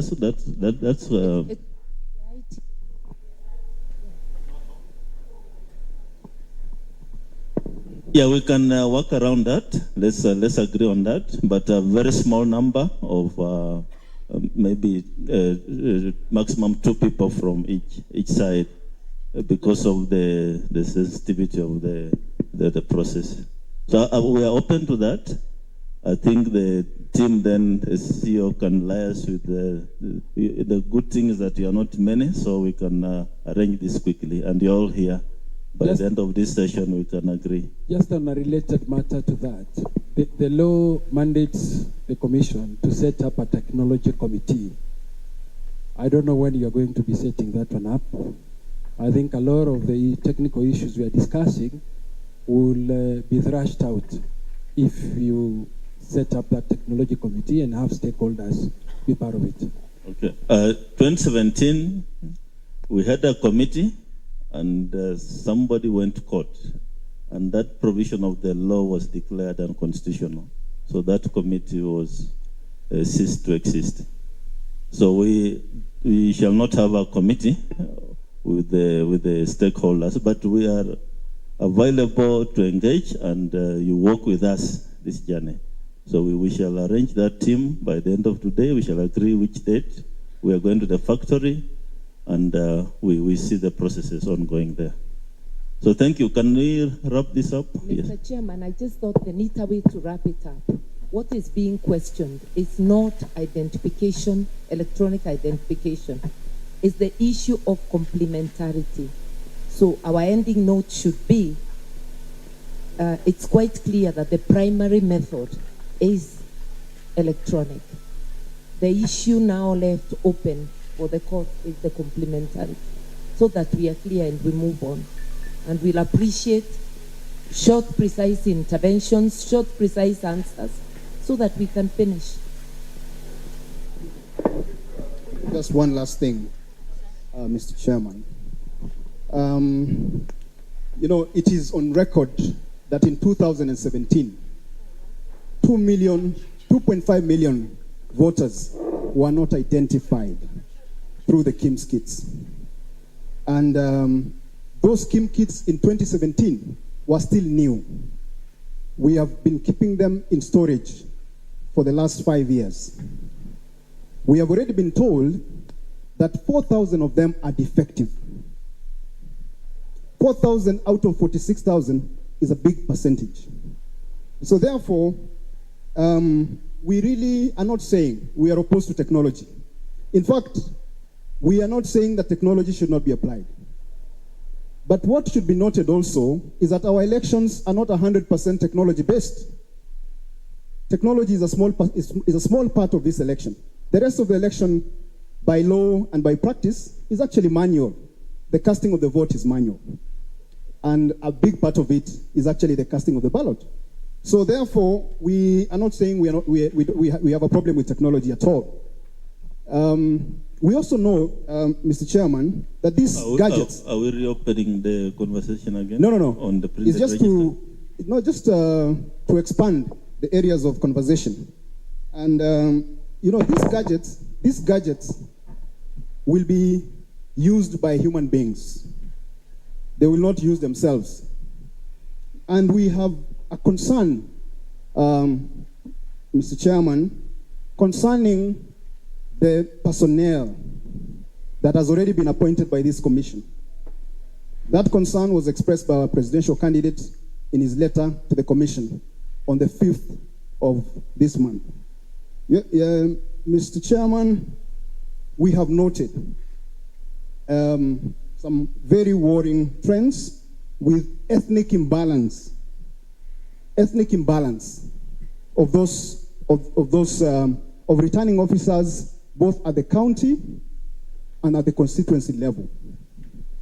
This country is a country of at least 50 ethnic groups. But we have noted that out of 47 county returning officers, nearly 10 are from one community. Out of 47. Can I give some direction here? Out because of 200. What you are raising now is a totally new issue, which we have no problem discussing, but I thought we need to move in a structured manner. Let's finish with the agenda of the day, then we can address that issue. And I remember addressing it in the correspondence between Asmio and ourselves. We can revisit it now and make clarity on it, but I suggest we finish the agenda of the day. Yes. Yeah, then we can deal with that. But that's an issue we want to put on record today. Yes, I have no problem with that. We are here for you. But let's just finish the issue of the results part, then we can take a note of, you can complete that line. Thank you. Yeah, Marjan, please proceed on the result part. Then if you have any other question, please hold it so that we can move in a structured manner. But I agree that the primary identification is the biometric. The commission will prepare the registers because we don't have time to wait for the outcome of the court. We shall run out of time. The decision then to make is subject to the court judgment or ruling, whatever will come out, is whether to use the register in the manner we used 2017 or whether we shall have the register at the polling stations and if it's required, if the KIMS kits fail, then the commission will have to make a decision whether to use it or not. I think those are areas we can revisit when the matter comes up in court. So, Marjan, proceed. I'm trying to move this meeting forward, and I know we have the ladies and gentlemen in this room, you want to run out and start seeing your voters out there, so we don't want to be here the whole day. Is it about the register? Chairman, and I do apologize that I had to interrupt, but I appreciate the fact that you agree that you will prepare to have the manual register as a backup, as a secondary document, should the courts uphold and extend their current interim orders.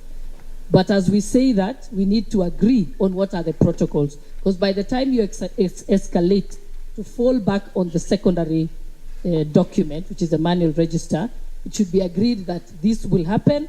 All agents will have agreed it's escalated to this level and approval will come at this level. So it's just not there for you when people feel like it. There has to be protocols agreed here on that point. So I hope we'll work on that going forward. Thank you.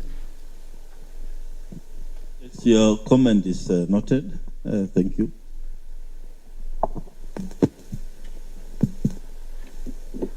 I wanted somebody to project the... And briefly, not much detail, just yeah. Very brief. Thank you very much. So it's about the results part. So what normally will happen after voting has been done, counting has been completed, the results from 34A is going to be filled by the presiding officer after the counting, and this results is going to be confirmed by the agents. Once they confirm, then the returning officer, the presiding officer, sorry, and the agents will sign the Form 34A. After signing the Form 34A, the presiding officer will now launch the results transmission application, and after that, they will capture the image of the Form 34A and transmit the Form 34A to the National Tallying Center as well as the Constituency Tallying Center. And thereafter, the presiding officer will give copies of the Form 34As to all the agents. One copy is going to be pasted on the ballot box. One copy is going to be pasted at the door of the polling station.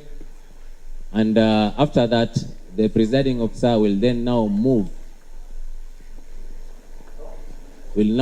physically with the physical documents, that is the Form 34S, to the constituency tallying center.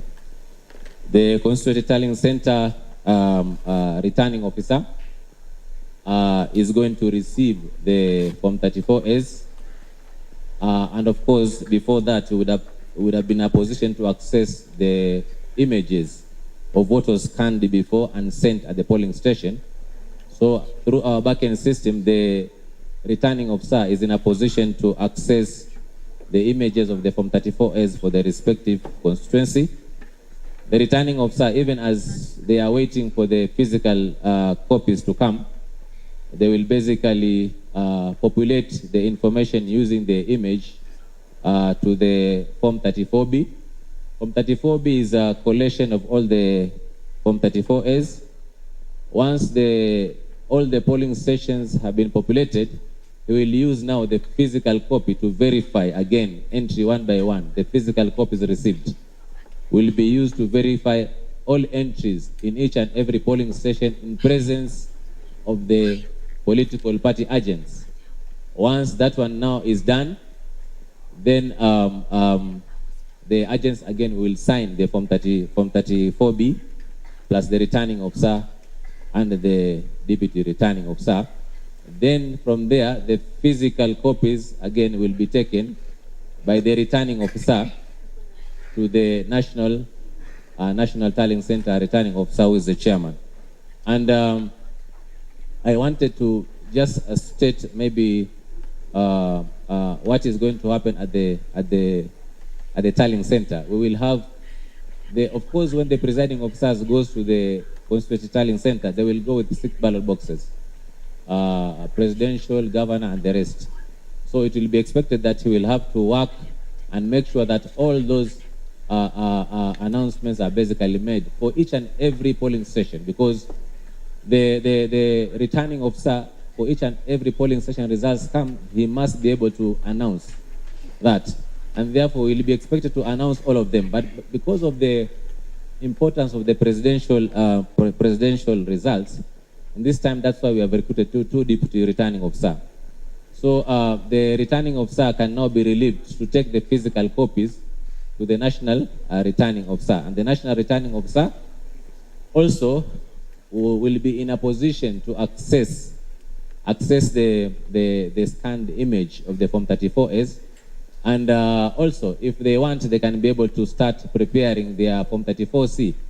But a suffice to say that Form 34B is the soft copy will also be scanned and also be transmitted to our backend servers. And therefore, what is going to be available for the purpose of public and for the purpose of stakeholders is going to be the scanned copies of Form 34As as well as Form 34Bs. And at the National Tallying Center, they will be handing over and taking over of the physical forms that have been received from the returning officers. The chairman and of course his team, they will actually use the Form 34Bs that have been brought to them to verify all the entries of the polling stations using the physical Form 34As. And after verifying all of them, they will now be able to prepare Form 34C. Of course, as they do that, they pay attention to any errors that may actually occur. These errors are going to be recorded in error collection form, and this report is also going to be presented. In essence, the National Returning Officer must satisfy himself all the entries in the Form 34Cs have been physically verified by the Form 34As, and that the agents present are also going to validate the same. And finally, then the Form 34C is going to be signed by the National Returning Officers, National Returning Officer, as well as the political party agents. It's only after that then the chairman can be able to declare who is the winner. Suppose there is no winner because no one has met the 50% plus 1 margin and the 25% of the majority county, then it means that a run-up is going to be there, and the chairman is going to declare accordingly that in the next 30 days, then there's going to be a run-up. So that's a simple projection in terms of how the results is going to be sent from one point to the other. Thank you very much. In all this, what we are saying as a commission is that all the presidential candidates, we are encouraged to have agents in all polling stations. Your agents will have copies of the results. Please train your agents, find a way of also doing your own tabulations. We also had a meeting with the media. A fraternity will be deployed in the 290 constituencies for purpose of transparency. The results belong to the people of Kenya. And the commission will do its part, ensure that all the results are transmitted. There will be a public portal for the media, for the transmitted scanned copies of the forms. The images of the forms arriving at the National Tallying Center will be verified against the physical copies. Before then, the commission prepares that 4C. So all those measures form part of the results path. So let's now have your input, comments, starting with the SMEO. Then we move to Uda. Gano, if you have anything, and Roots Party in that order. Thank you. I think you'll allow me to cover a few points, all related and very, very fast. One of them is the issue of agents. The perennial complaint in every petition, whether presidential or gubernatorial, like I participated in, is kicking out of the agents by your presiding officers. So to enhance transparency, we are proposing that you not only release the identification badges for agents to candidates 2 days before, but that identification plus the oath are the only thing an agent needs to get access, and your officers must not have any authority to send out an agent unless if an agent commits a criminal offense, in which case the police at that polling station will have recorded that incident. I want to agree with your proposal that agents should sign. Therefore, the presence of the agent, unless if they have committed a criminal offense and the party is at liberty to replace, the signing of the result form 34A and in all other elections by the agents ought to be mandatory, and your form should have a column for the agent to say, I agree or disagree with the results. We also want, it's good you are transmitting the results. You have promised us copies, but you've been printing only 6 copies of the form, 4 of which are for use by the commission. As you can see in this presidential election, we are 4 presidential candidates. Therefore, 2 copies are not enough. We don't want to ask you to print more copies and income more money for the government.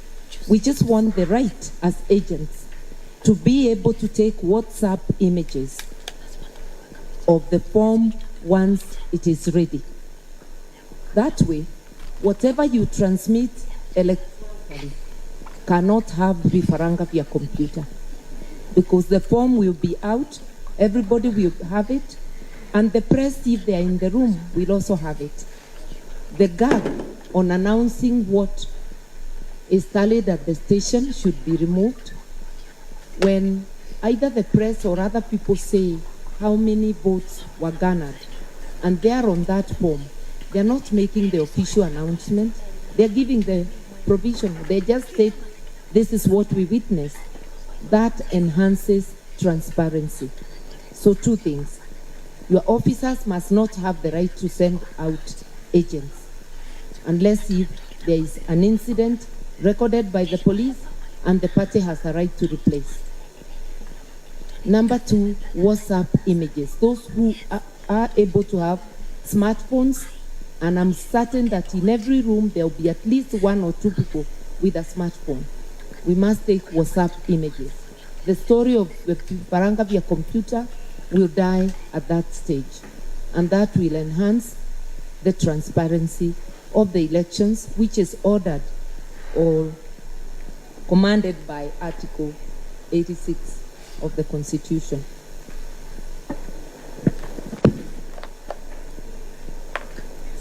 On the door. Oh, sorry, only one point. I'm being reminded by my principal that the order of counting in every polling station, it should be clear that they start with the presidential ballot. They don't always do so. I've been at polling stations where it is not done that way. So let the commission be clear. And finally, people commit deliberate electoral offenses. That is employees of the commission, and they hide behind the word commission. We want to request you to unequivocally and publicly tell your officers that anybody who violates the electoral code deliberately, we will face the law individually. Last year I tried to privately prosecute 3 of your officers. Now that we are busy in elections, I may drop the appeal, but we need them to know that it is personal responsibility. The elephant called the commission must be dissected to that polling clerk, to that candidate, to everybody. Thank you. So that we don't come back, I'm being reminded that I think the audit report had already been asked in the previous by our competition in UDA, and I think we are in agreement that yes, we need the audit report by KPMG, but that now can also be bared to us as we inspect your factory. Thank you. UDA. Thank you, Chair. On the 9th of June, when you invited party representatives, candidates, and their agents to simulate the electronic transmission, result transmission system, the stakeholders pointed quite a number of shortcomings on that system that was presented to us. Number 1, it was not user-friendly. We asked you to make it user-friendly. And the second, there were also a number of other bottlenecks, particularly transmission and the time it was taking for information to be transmitted from a polling station to you. I think we would like to know what effort has been made, or whether you're going to be doing another simulation that includes the comments we had made. Second, we fully embrace the system of the results forms pathway that you have presented. The bigger concern is on the transmission of the results from the polling station direct to the National Tally Center. And we will ask the Commission to share with the chief agents the GPS coordinates of all the KIMS kits.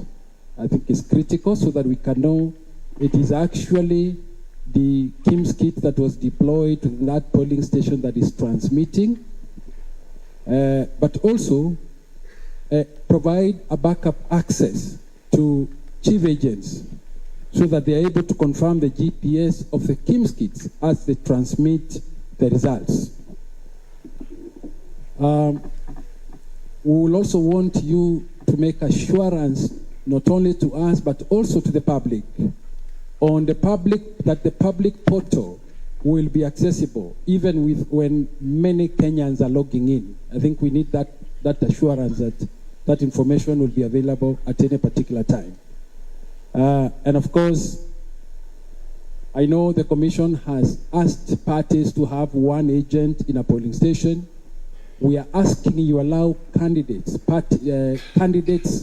also that are going to be in this election to be able to have agents to represent them in the various polling stations where voters will be voting.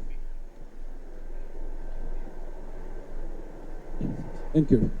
Unless my colleagues wants to add, I think Dr. Linda Musumba is head of legal in Presidential Secretariat.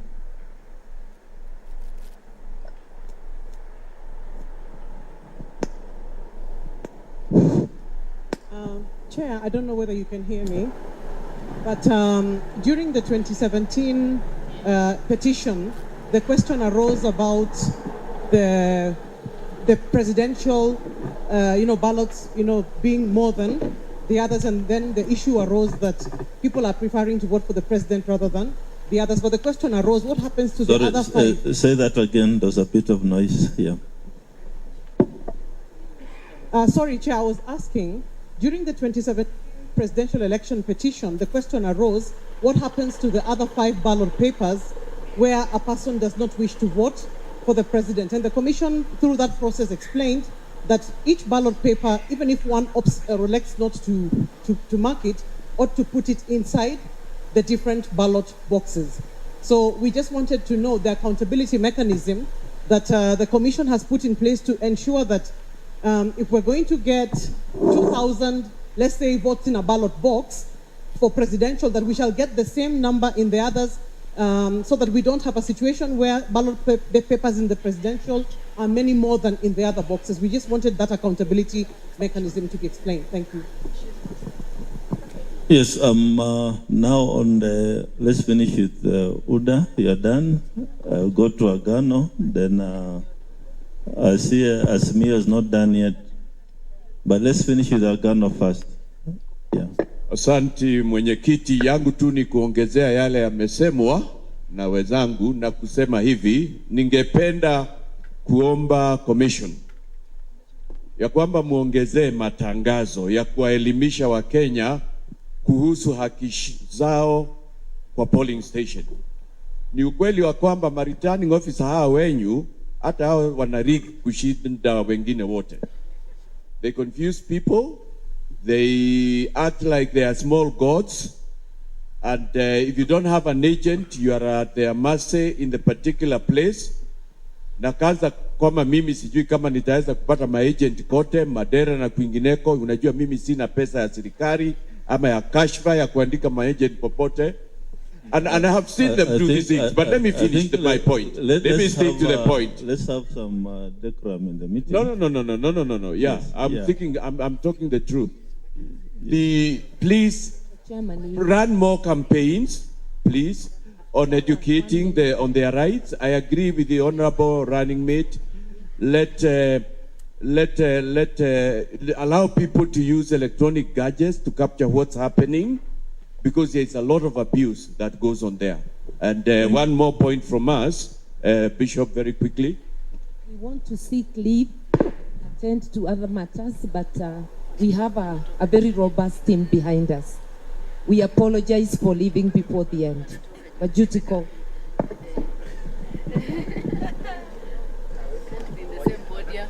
Yes. Thank you, Chair. My question is just direct to the point.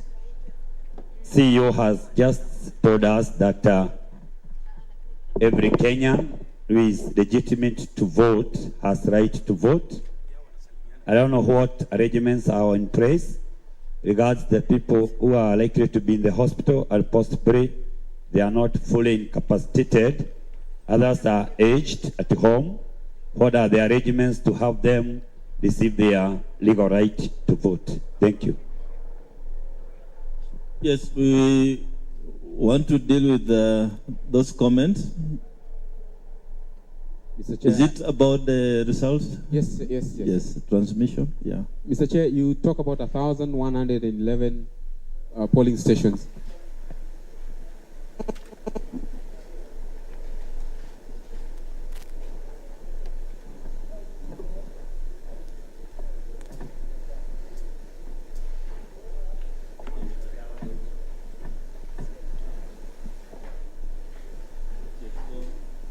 Mr. Chair, you talked about 1,111 polling stations that do not have connectivity to 3G.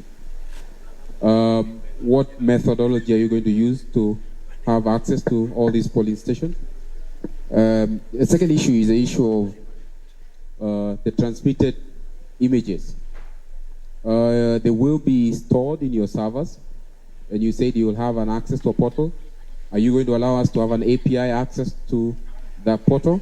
And are we able to get it maybe 2 to 3 weeks prior for purpose of integration? The third issue is the issue of the transmission that has been raised earlier. Is that the process wasn't as successful in the simulation? Are you able to give us, number one, that the same can be redone again? Number two, whether the same can be commenced where all the polling stations are tested so that we are able to successfully stress test the entire infrastructure. Thirdly, in the 2017 elections, there was the issue of the servers. Are we having our data stored locally, or is it being hosted outside? And if it is stored locally, how certain are we that the entire transmission from the entire 46,000 polling station will be successful? Additionally, Mr. Chair, just on the earlier issue of the KIMS kit, you did transfer from the old infrastructure provider to a new service provider with the Smartmatics. How certain are we that the entire data that was originally stored by the earlier service provider has been transferred? This in regard to the biometrics data. That information has it that it was not successfully done and was not successfully ported. And in that issue, if it was successfully ported, are you able to provide us a data destruction certificate from the earlier service provider, guaranteeing that the entire data that was originally stored by them has been destroyed so that the new service provider has access to that? And finally, Mr. Chair, the data will be transmitted from each of the polling stations through a secure connection. How secure is the entire connection? Because earlier the CEO alluded to the fact that the transmission or each of the KIMS kit will remain offline until the time of connection. So technically, any KIMS kit can be able to transmit, because technically it means that if the KIMS kit are not necessarily online, the issue of geofencing is not there. The CEO talked about each of the KIMS kit will be geofenced. That is not the case, because what is geofenced technically is the SD card, but not the actual hardware, which should be restricted to operate within a given area. So what you have locked within each of the polling station is the SD card, but not the actual hardware that we expect should be locked. Because if you don't lock the specific hardware, we have information that about 4,000 KIMS kits are lost. So technically, you're saying that anybody can walk in with any KIMS kit and be able to have access to the same. So provide us that update at least so that we're able to be sure of that. Then finally, the connectivity issue, Mr. Chair. Just for a second. Yeah. We are saying that each of the polling center will provide an image. I mean, the capability of each of these network transmitting more than 24 GB of data within any given time, owing to the fact that every one of them will transmit data at one given hour, will be impossible. And the last 2017 election, the biggest challenge was that the data was transmitted at the given time and was text data. This time it will be image data. So if our infrastructure cannot have the capability to host this data on real time, we'll have a serious crisis. There's a possibility that your data centers will not support this capacity, and we would like the same done with an actual testing. If the last testing wasn't successful, can you show us by a demonstrable test that is actually going to work? Thank you, Mr. Chair. Thank you. Lastly, Roots Party. Yeah, yes. Thank you, Chairman, for hosting us and the other presidential candidates. We'd like to appreciate what you have always done. You have, as you mentioned, an open door policy, you and your commissioners. Thank you for all listening to our concerns. But for now, my presidential candidate and myself would request leave. We were here the first ones in the morning. We've just started our campaigns and we would like to attend to other matters. Thank you. Okay, thank you. I will ask Professor, you and CEO and anybody from the technical team to make comments on the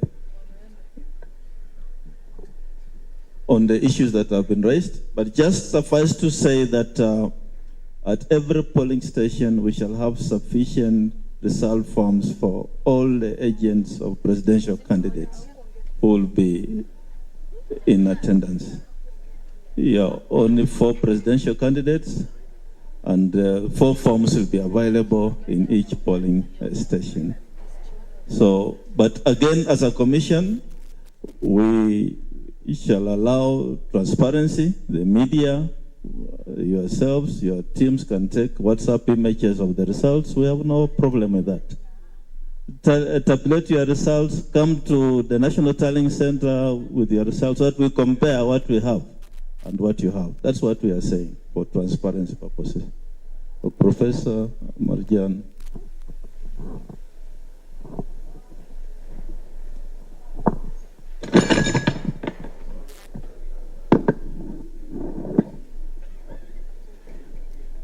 At least I'm safe.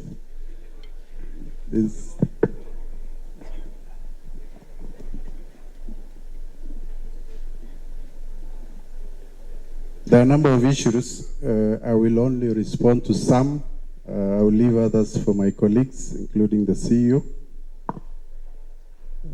The starting point is the issue of kicking out of agents by POs.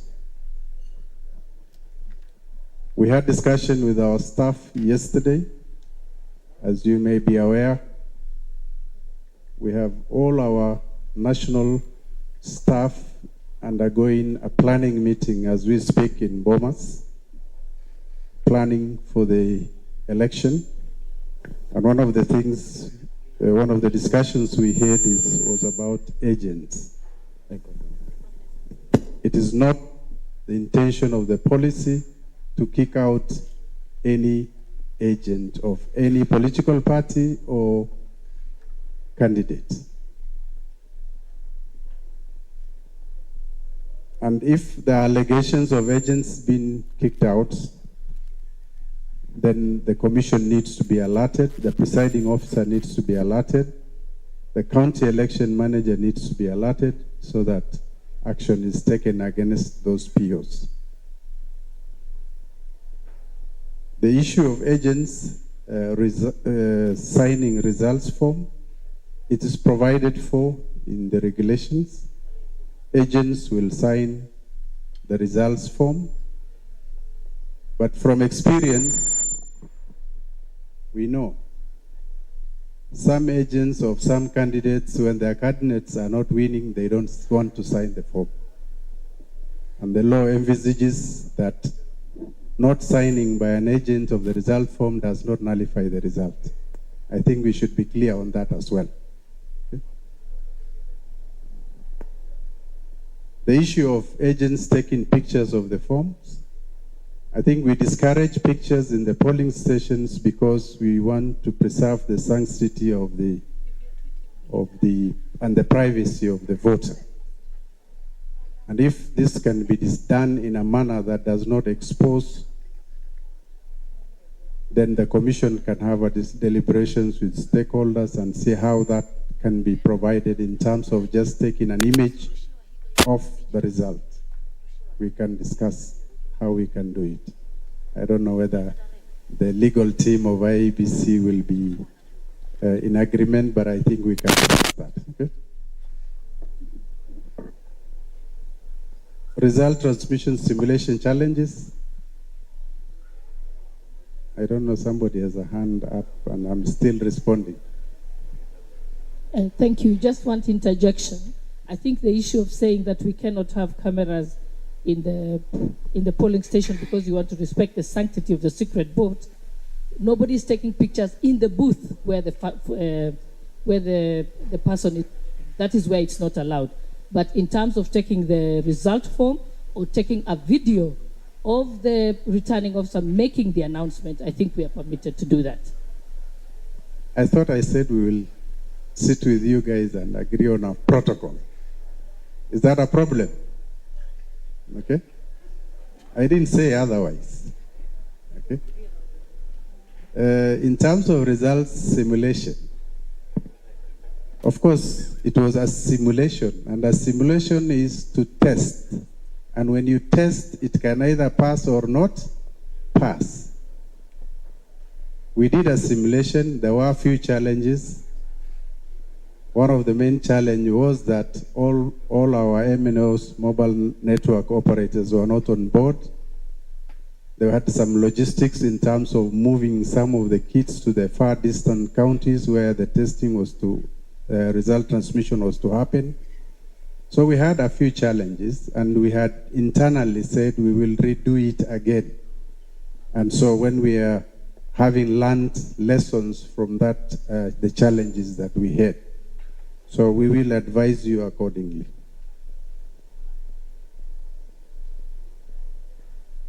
Now, yes, the GPS coordinates of all polling stations will be shared with political parties. We actually gave GPS coordinates to the Communication Authority, and that is how they mapped out polling stations or polling centers that are outside 3G coverage areas. So this can be shared with political parties.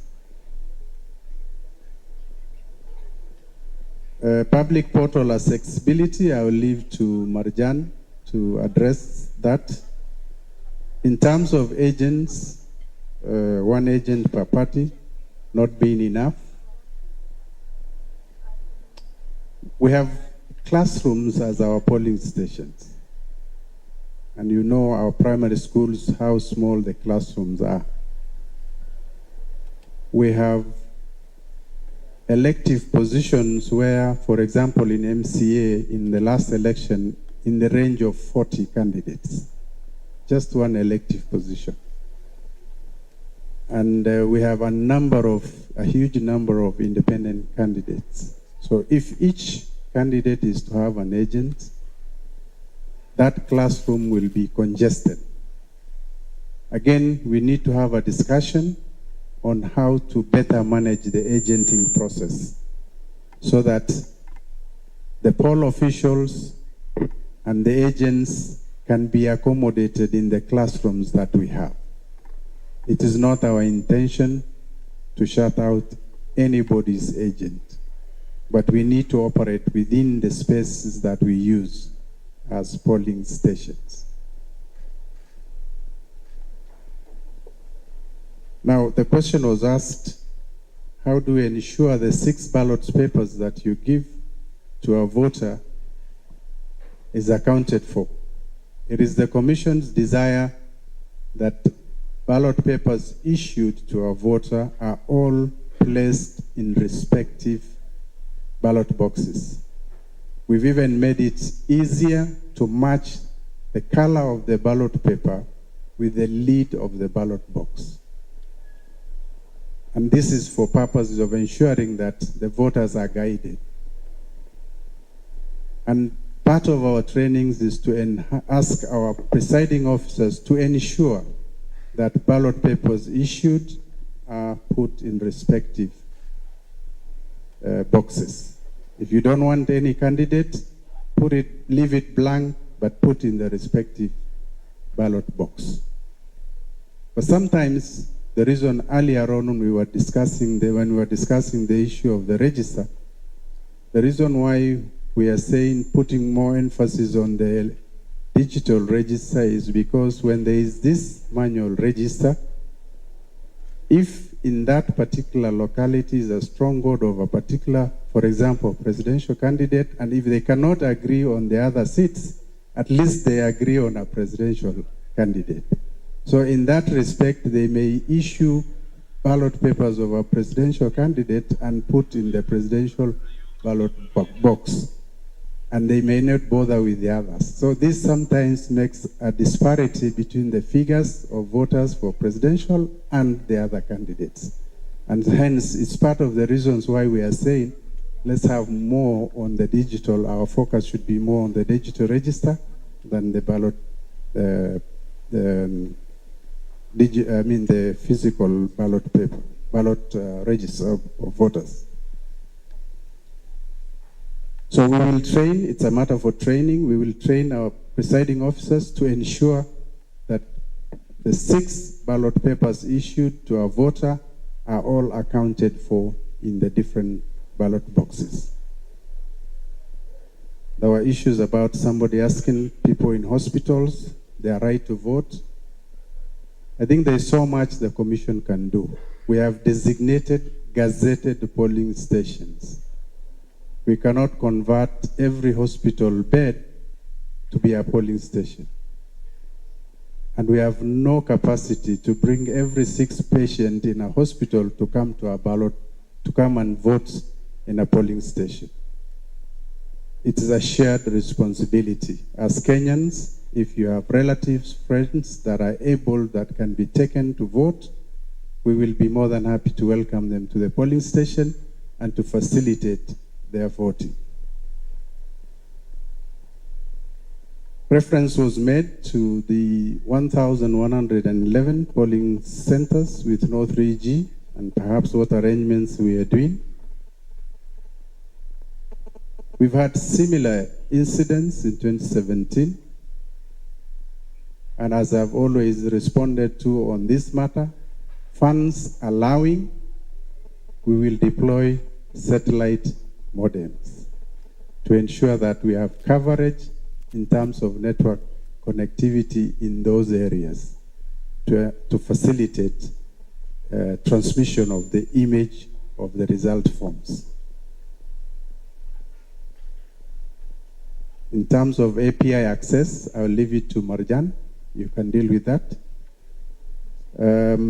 And also handle that together with the stress test for simulation in terms of the digital images that comes to our servers. On the cloud storage, is it locally? We are not using any cloud storage this time. We are using our resources within the territory of Kenya. We are not outside the country. And so, in the event that there will be a cloud, it will be a cloud within the Kenyan space.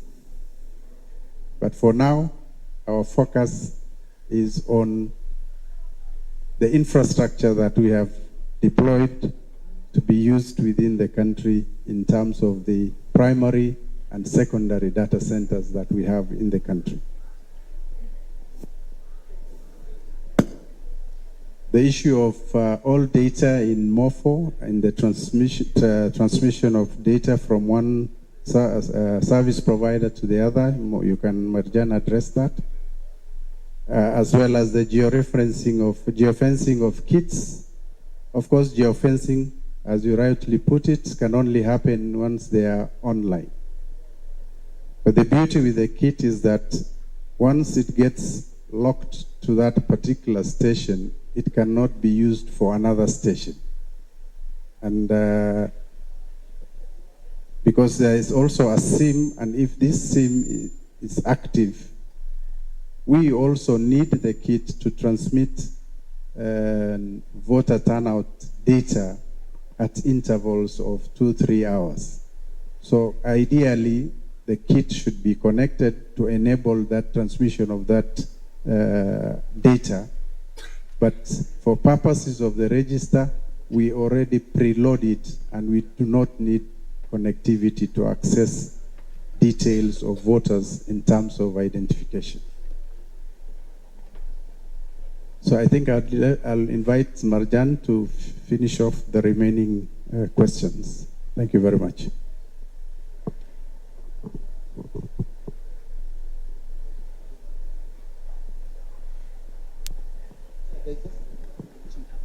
Further clarification. The question of presidential ballot.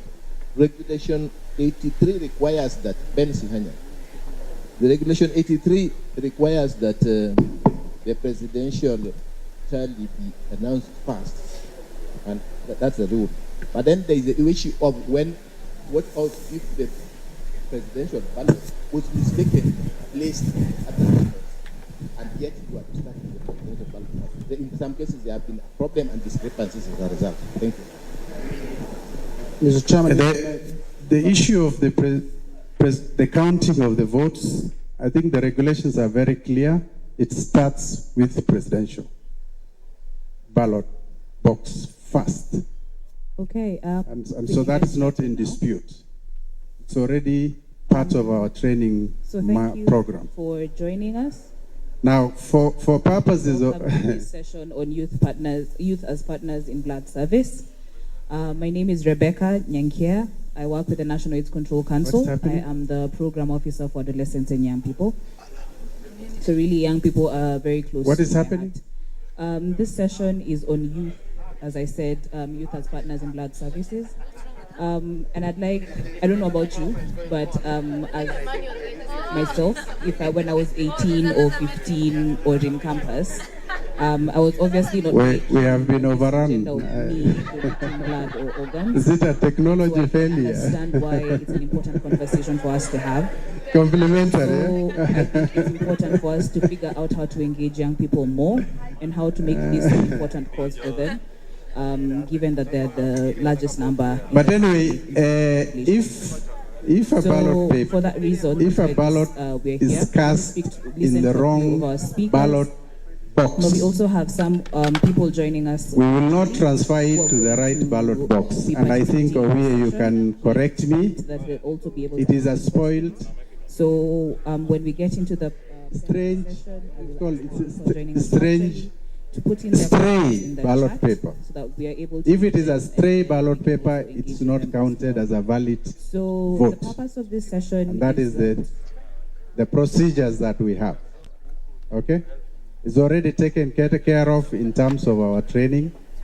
In fact, we have spoiled. So the purpose of this session is that we're rejected of young people. What are some of the challenges that they face? In terms of blood you may want to come and elaborate on that, Owie. And how this can be a relevant conversation for them as I'll well. give you a chance to elaborate on that. But if a ballot paper is not in its rightful box, then it's not counted as a validly cast ballot paper. Okay? I don't know if if it answers. Okay. Marjan? Yeah, I just wanted to say something before my Jan answers. Mr. Chairman, we appreciate the session, and we just want to note that obviously this is a process. We want to make sure that every phase of the process is credible and believable. And I just wanted to raise an issue about procurement, and that concerns the procurement for the printing of the ballot paper. We want some more information about where the printing is being done, who is doing it, what company is responsible, and perhaps the ownership of that company. And secondly, the question of the procurement of technology.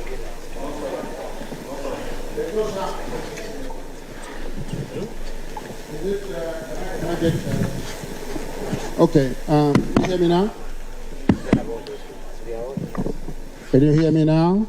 Oh, you can hear me now. No, stand up then. I just wanted to say, Mr. Chairman, that we appreciate the process of this conversation. Obviously, we appreciate that the election is a process. We want to make sure that every phase of the electoral process is credible and believable to the public. One area that concerns us is the question of the printing of the ballot papers.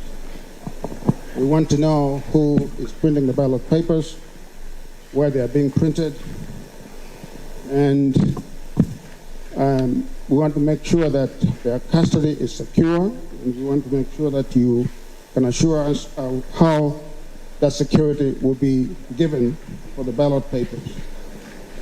It will be important for us also to know who owns the company that is printing the ballot papers. Secondly, it's a question of technology. We understand that Smartmatic is a company that is registered somewhere in Panama is providing the technology. We'd like to know, again, the ownership of the company, the connections to the company that people in this country may or may not have, so that we can be sure that the procurement process is transparent. I think you'll appreciate our concern on this issue. Thank you very much. Thank you. What I would like us to do, Prof, what I suggest we do is let Marjan complete the first set of questions, and then I will invite you, Professor, Chair of the Election Operations Committee, together with the two commissioners, Justice Nyangaya and Commissioner Masit, recently traveled with a team to the company where ballot papers are being printed. I think then you can share some insight on that after Marjan is done. Okay, sir, thanks. And before Marjan, we come. Well, you want to read from there? Oh, okay. Thank you, Chairman, for the opportunity. But I would like to pass the same to our ICT director. We have got a technical director, ICT, who is here. And I would want him to address himself to the issues that have been asked technically. So please, Mike, come forth and deal with the issues that have been raised.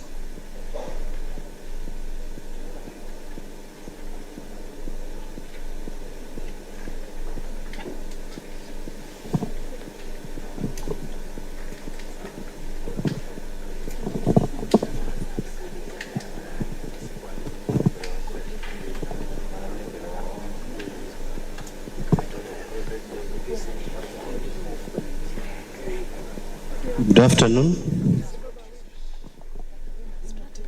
I'll go through the technical questions that were asked. The first one, simulation, that there were some issues raised in the last meeting. It was not user-friendly. Have we addressed? The answer is yes. We've been working with the vendor since 9th to improve on some of the features. For example, it was not clear in each county, in each constituency, how many results had been received so far. That will become more clear in the new version we are working on. Number 2, assurance that the public patrol will be accessible. I wish to confirm again, it will be on the public internet, accessible to the media, observers, and the general public. In addition, we are working on the API. Someone asked when you'll have access. We understand you need time for integration of the API. We are working on this, and from next week, we're going to start engaging with the technical representative of all the major political parties, the presidential candidates, so that they understand the technology we are using. We work together on technical issues like API, so that they are ready as well to prepare themselves. As the chairman said, if they want to do their own parallel tallying. I've answered on API. Data migration. There's a question on what assurance that we've migrated and deleted data from the previous vendor after migration to the new vendor. The fact is, we have not deleted data from the previous vendor because that data remains reference. We do not want to delete its reference and will be retained until we maybe at least 3 years, because it is a reference data that we paid for. So there's no need to give you evidence of deletion. We have not deleted it. We still keep it as reference. But the entire register, as at that time of 19.8, has been migrated to the new vendor, In addition, we added about 2.5 or so million voters registered through ECVR 1 and 2, and deleted dead voters, and people who had registered with fake documents. And as the chairman announced, the register now stands at 22.1 million voters after all that is done. The last is geofencing. Geofencing of the tablets. Geofencing means the tablet is marked to only operate from a certain point using satellite technology to mark where it is at any single point. There's a debate on what to do. Do you geofence because it consumes a lot of power? Do you geofence and use so much power that you cannot, as a result, work with the kit the entire day, transmit result, transmit logs? Most of these kits, we expect them to work for at least, I think, 12 hours. So we decided to select that instead of geofencing, we keep entire serial numbers of all the kits, and we assign each kit to a specific polling station. This data will be shared with all the political parties before the elections, so that you are able to verify post-election or during the polling that the same kit that was used, the same kit that we shared is in a specific polling station is where it's supposed to be. I realize your concern here was that you are saying 4,000 kits have been lost and can be used to transmit spurious results. This cannot happen. In the security we have deployed in the new system, and indeed even in 2017. Before, in the production facility that you are going to visit, you are going to see that the servers that will receive result will be pre-configured to know which kits can transmit result, and only those kits which it knows can transmit. Nobody else can install that software because they do not have access to that software, and that software is the only software that can transmit results. That will address your concern that there are 4,000 kits that are somewhere which can transmit result. Secondly, I wish also to clarify that we've not lost 4,000 kits. We bought 45,000 kits in 2017. We have tested all of them. About 41,000 of them are working. 3,000 are not working, and they are available for you to see. They are not lost. Hopefully I've addressed all the technical questions that were asked. Thank you.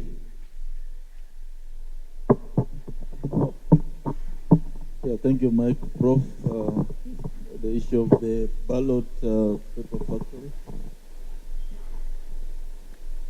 Thank you, Chair. The ballot paper printing farm, Professor Mutua wants to know more about it. We also wanted to know more about it as commissioners because we are not involved in the procurement process, as you may know, as commissioners. And therefore, the commission directed that my committee go and inspect and see and quality assure on behalf of the commission and the people of Kenya that we have the right firm doing the printing of ballot papers and other statutory forms for us. I went with Commissioner Nyangaya. Maybe you stand up wherever you are. I also went with Commissioner Masit. And so the three of us and we had 2 technical staff accompanying us, one from the Directorate of Voter Registration and Election Operations, and another staff from the Directorate of Procurement and Supply Chain Management. The company that has been given or awarded this contract is Inform Lycos. This is a company owned by a Greek national.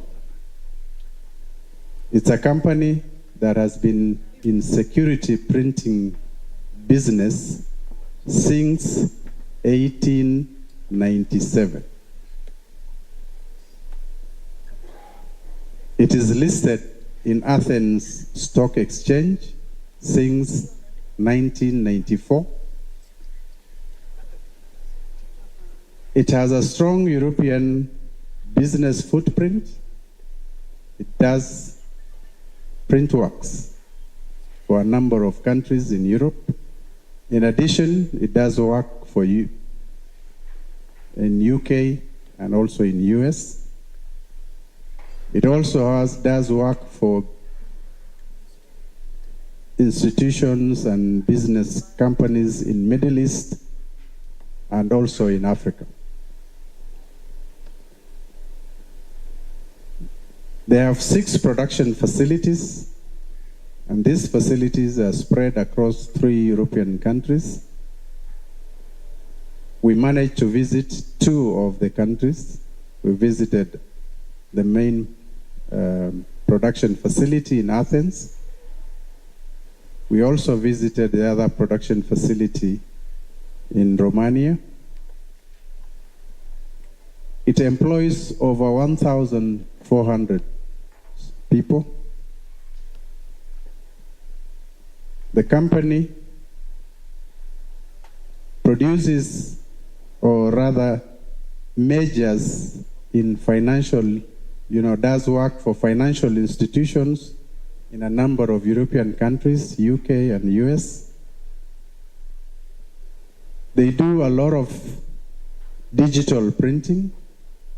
They do security printing. They are involved in digital transformations, and they also do distribution services. The company is ISO 14298 certified. It is ISO 9001 certified. It is ISO 14001 certified. It is ISO 2701 certified. It is ISO 4501 certified, and it is ISO 30301 certified. It has various certifications for various activities, including security printing certifications. As a commission, we were interested in their preparation.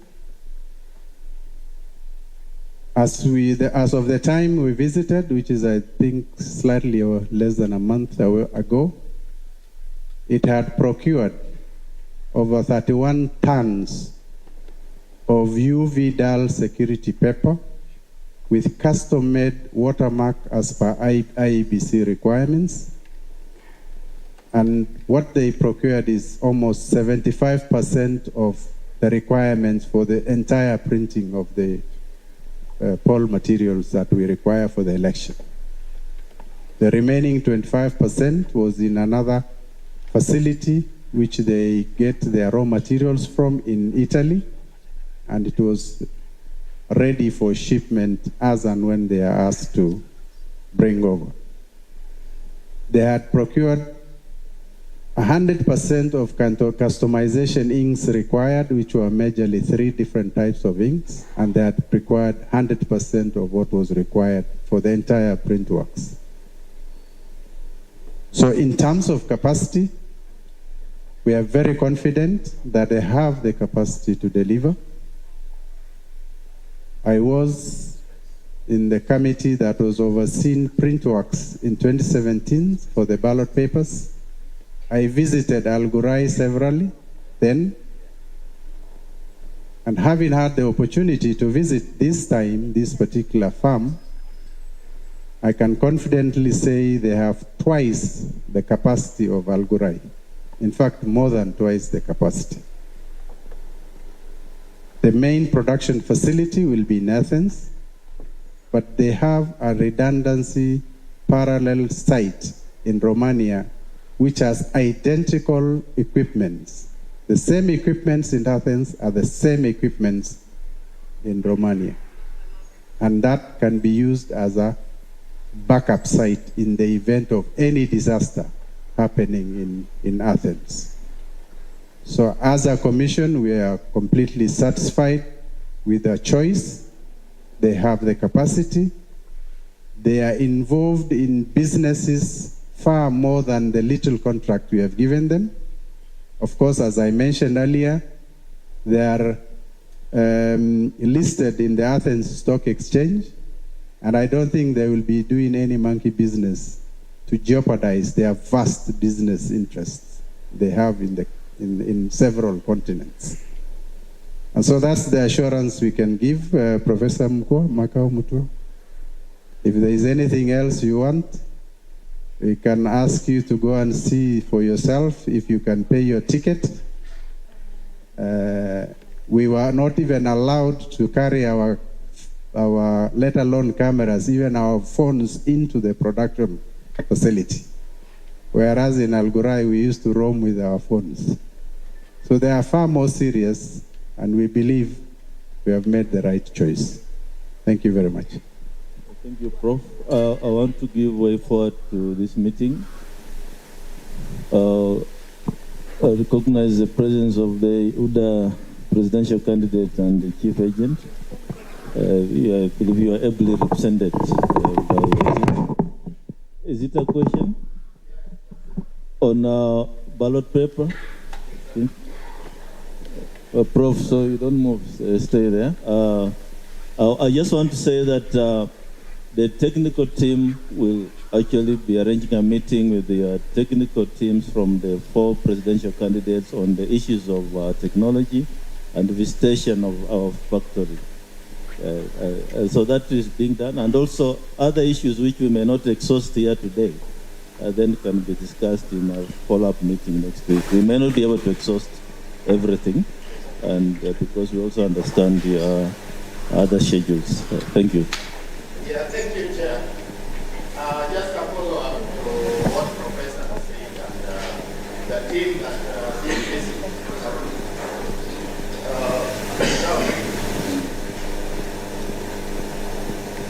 Yeah, thank you, Chair. Now the team that did visit Greece and Romania to check all these preparations, what you say gives us really a lot of confidence. However, we cannot ignore history. This is the farm that in 2019 was linked to the postponement of elections in Nigeria because they were unable to deliver on time. So they might have all those security features. What guarantee did they give you? Because in Kenya, you understand even the impatience we normally have when the station is not open for 2 hours.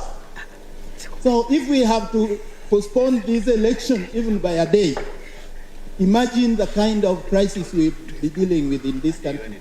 Did you ask them about that particular occurrence, and what guarantee did they give you that we'll have this delivered in time? Thank you. First of all, we asked the same question. You botched Nigeria elections. Why should we trust you? The first thing they told us was they were never contracted to do the Nigeria election. The truth of the matter was the Nigerian Electoral Commission contracted a local contractor who subcontracted a Chinese firm to do the ballot paper. The Chinese firm failed to deliver. and they were only contacted at the 11th hour to help them to print the ballot papers that were used in the finally in the election.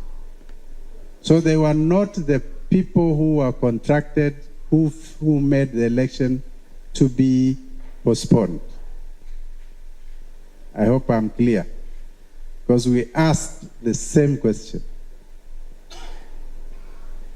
The other thing that probably I want to talk about, which I think it was part of the questions that Azimio had forwarded, and I am by Chairman Azimio is cleverly sneaking in their questions instead of waiting for a formal response in this forum. I didn't want to stop you from entertaining them, but one of the things is about the security features of the election ballot papers.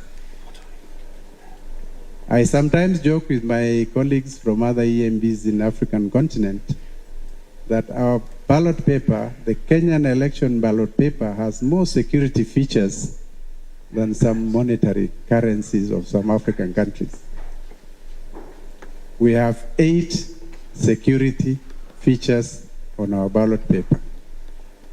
If you want the details, some are visible by the eye, others are invisible, some you need an extra magnifying lens to see, some you need, the UV lights to see. So there are all manner of security features which we can discuss with you, with your teams when you visit us. So our ballot paper, in short, is secure. If you want more details, we'll share with you when we meet the groups, especially when you are going for the factory visit. We can have a discussions around the exact features. We are also cautious not to kuanika nje alafu mnaenda kwa mahali ingine mkatengeza vitu zenu, si ndio? Thank you, Prof. I want to ask to give closing remarks. I'm aware there are many issues, but we can't exhaust them today. My proposal is that each of the candidates, presidential candidates, should have a technical staff of 2 to meet with our technical staff and deal with the issues that we have not covered here. Number 2, we received a letter from Smeo yesterday. We are going to respond to each and every issue you have raised. And also, because there are matters of public concern, we shall share that with the rest of the candidates and the Kenyans at large. And so we cannot exhaust this meeting issues today. Yeah, yes. I just want to. I'll give each team a chance to say something, but go ahead. You had given us an assurance, Chair, that you'll give us an opportunity to raise the issue of the personnel of the Commission. So if, Chair, you could allow me, all these things we are talking about, this exercise will have a human element. The Commission has already recruited returning officers both for the county and for the constituencies. It has also deputy returning officers for the constituencies. Chair, we have noted with concern that there is a great tribal imbalance, ethnic imbalance in the composition of those returning officers. If you want the details, Chair, Kenya is a country that is made up of at least 50 communities, diverse communities. But when it comes to the returning officers at the county level, 10, nearly 10, because there are 8 from one community.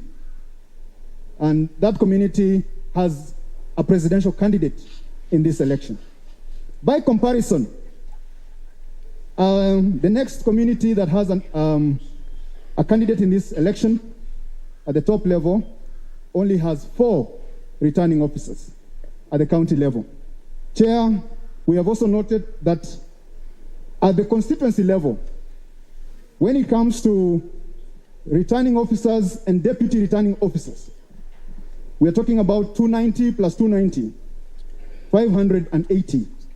Out of 580 key personnel at the constituency level, we have nearly 100 from one community. I have the figures. Can we answer? Yes, I have the figures.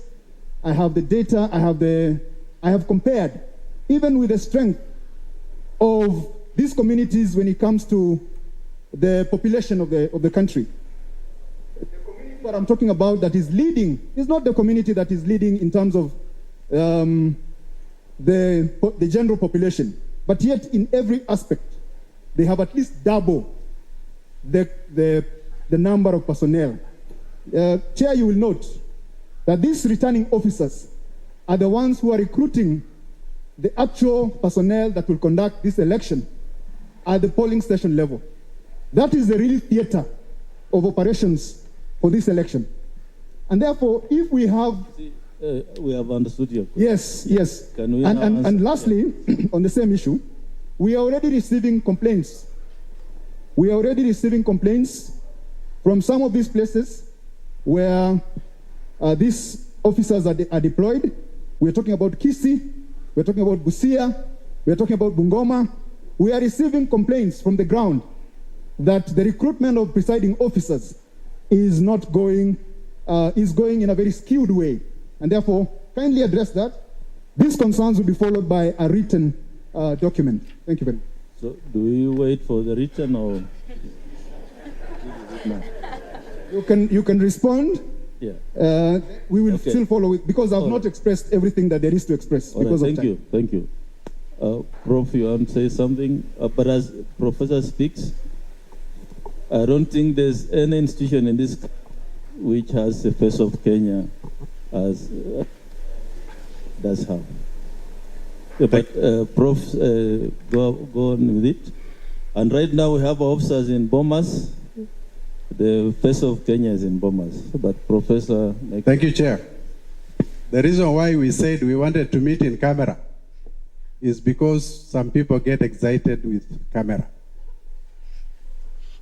This is to politicize this unless function. You want to give me a right to respond. Excuse me, you have asked a question, I will have a right to respond. Do not attack my character. I'm here, I can defend myself. I want to respond to the question in my own manner. Character.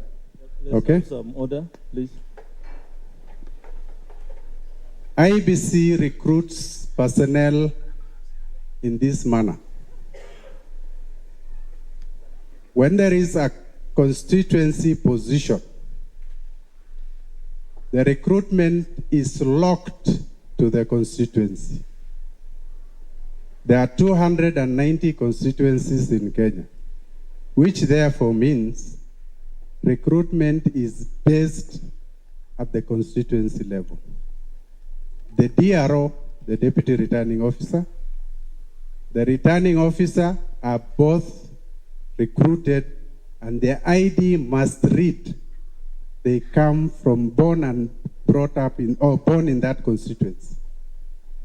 This is to ensure we have the face of Kenya in the commission. When we have a county position, because we devolved our functions in 2017 when we came to office ourselves, we started the county manager position. The first criteria for employing somebody as a county manager or a county accountant or a county ICT or county supply chain is your ID must read that county. The Commission has moved away from using temporary returning officers more than a decade ago. For anyone to insinuate we have just recruited ROs based on skewed tribal affiliation is misleading and wrong. We recruited our staff, some of them as far back as 2012. They are all permanent and pensionable staff of the Commission. In 2017, when there were by-elections all over, the Commission had a disciplinary process, having called all returning officers that had issues in their constituencies. We dealt with them. And the reason why we moved away from temporary arrows is because we want people who are on permanent and pensionable terms, who in the event something happens, they have a lot more to lose than just the 2-3 months they are hired. If you go to Bomas of Kenya today, there are 890 personnel of IEBC on full permanent and pensionable terms. They are the ones who are going to oversee the election. They oversaw the election in 2017 and in 2013. Let's not politicize the staff of IEBC. We are only recruiting temporary deputy constituency returning officer, one position. We have a permanent returning officer on permanent and pensionable terms, recruited in the manner I described earlier. And we have a permanent and pensionable deputy returning officer. So we are having an additional one that is temporary, so that we have in every constituency one returning officer and 2 deputy returning officers, one of them being temporary. And the temporary returning officer deals mostly with only logistical arrangements and not results. At the county level, we have a full-time permanent and pensionable county returning officer. What we have only done is to give him one temporary assistant to help him in the process. But at his disposal is a county ICT, a county accountant, and a county supply chain. So the issue of tribalizing IEBC or balkanizing into one of the 43 ethnic tribes does not arise. We are not a tribal institution. We are a national institution undertaking a national mandate. And our focus is purely on that. If you have a problem with any postings and you have an individual case, please come and see the chairman and say, I have an issue here. And we will deal with it. But criminalizing and giving an impression that the commission is only serving one ethnic group or ethnicity is wrong. We will not entertain that kind of, judgments by anyone. Our staff, we will defend them as much as it has to be, because we want them to be nationalists and to serve this country regardless of where they are posted and whom they will be serving. Thank you, Chair. Thank you, Prof. All the tribes of Kenya work for IEBC, including the smallest tribe. So, if you have any data to the contrary, share with me. There was a hand here. Has your issue been addressed? Yes, Professor. Thank you, Chairman. My name is Kithure Kindiki.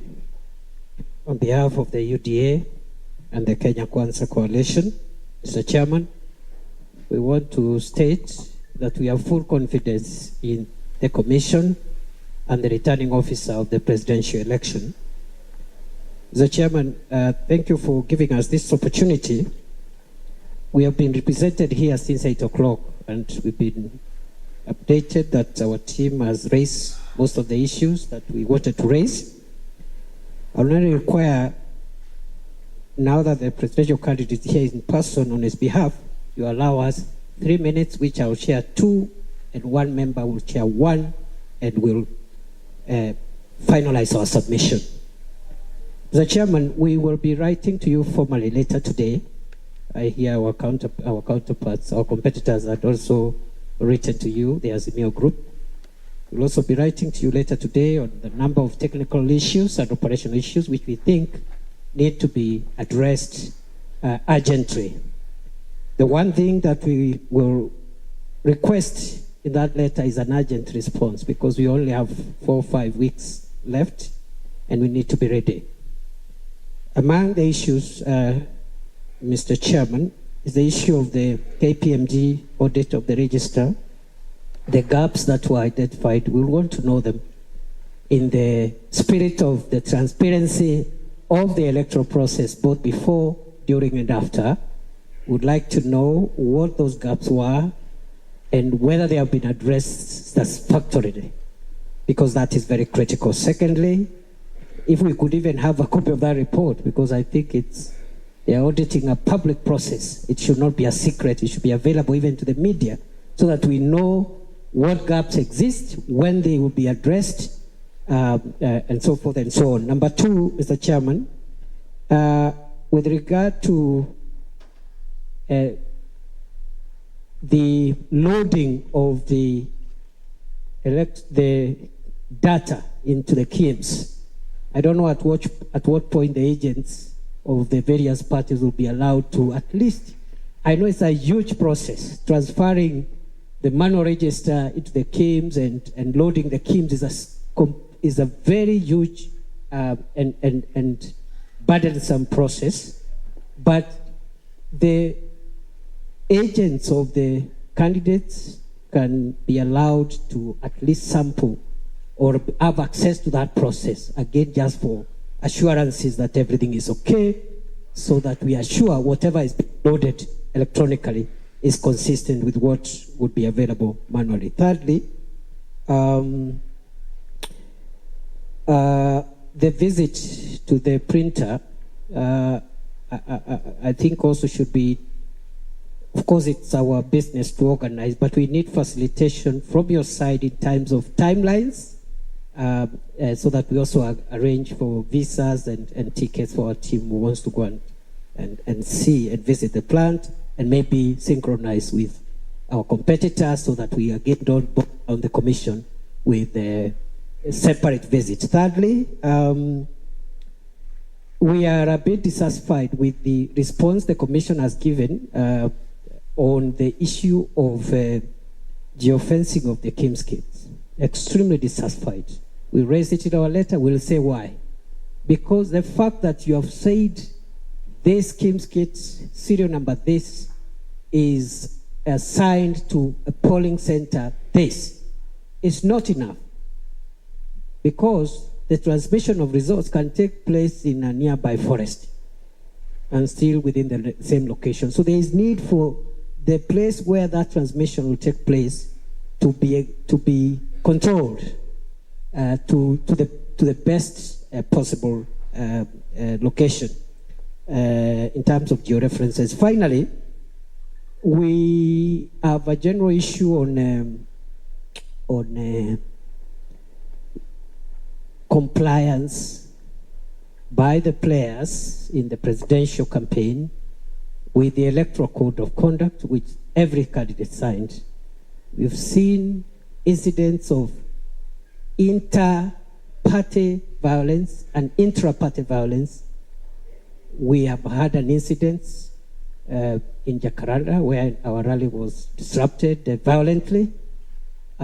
We have also seen our competitors the issues in Marsabit among themselves, in Marsabit, in Garissa, in Mandera. It's worrying. Our view is that although the commission does not have prosecution powers, because we saw your statement, but I'm sure there is something you can do, including warnings or whatever other method you can use to enforce that code of conduct so that the election is peaceful. I'll donate 1 minute to Moses Kuria, a member of the team. And half a minute for you, and you won't have a minute.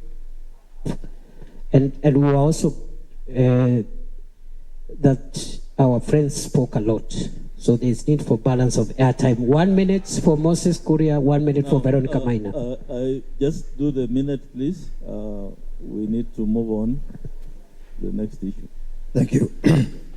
I am concerned about the issue of agents, because Professor Guli has said that their primary concern is to protect the commission staff, which is rightly so. But our primary commitment is to protect our agents. Elections are not stolen. Elections are lost by agents. So therefore, my concern is from previous experiences of the last elections. The issue of turning away agents on polling day. So the agents turn up, or you don't have original. We already discussed that issue. It was raised in the morning. I think your team were here. Please, let me seek your indulgence. For to avoid repetition, yes. Please, at the risk of annoyance. So this agent stands up at the polling center. They are told you don't have original oath of secrecy. You don't have original agent accreditation form. You don't have the badge. My question is it possible that you can have a pre-verification on a day before, maybe for the oath of secrecy and the agent form, so that the only thing that's retained by the commission, by the returning officer, is a badge?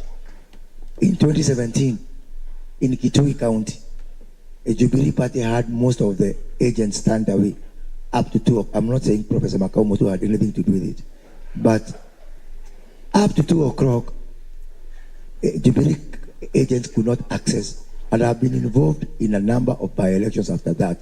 And this is a very, very, very serious problem. Secondly, and related to that, Professor Kuri has said that we want to minimize the issue of photo taking in the polling center, and rightly so. But what happens is that returning officers and presiding officers curtail excessively communication, so that even if there is a problem, we don't get to know about it.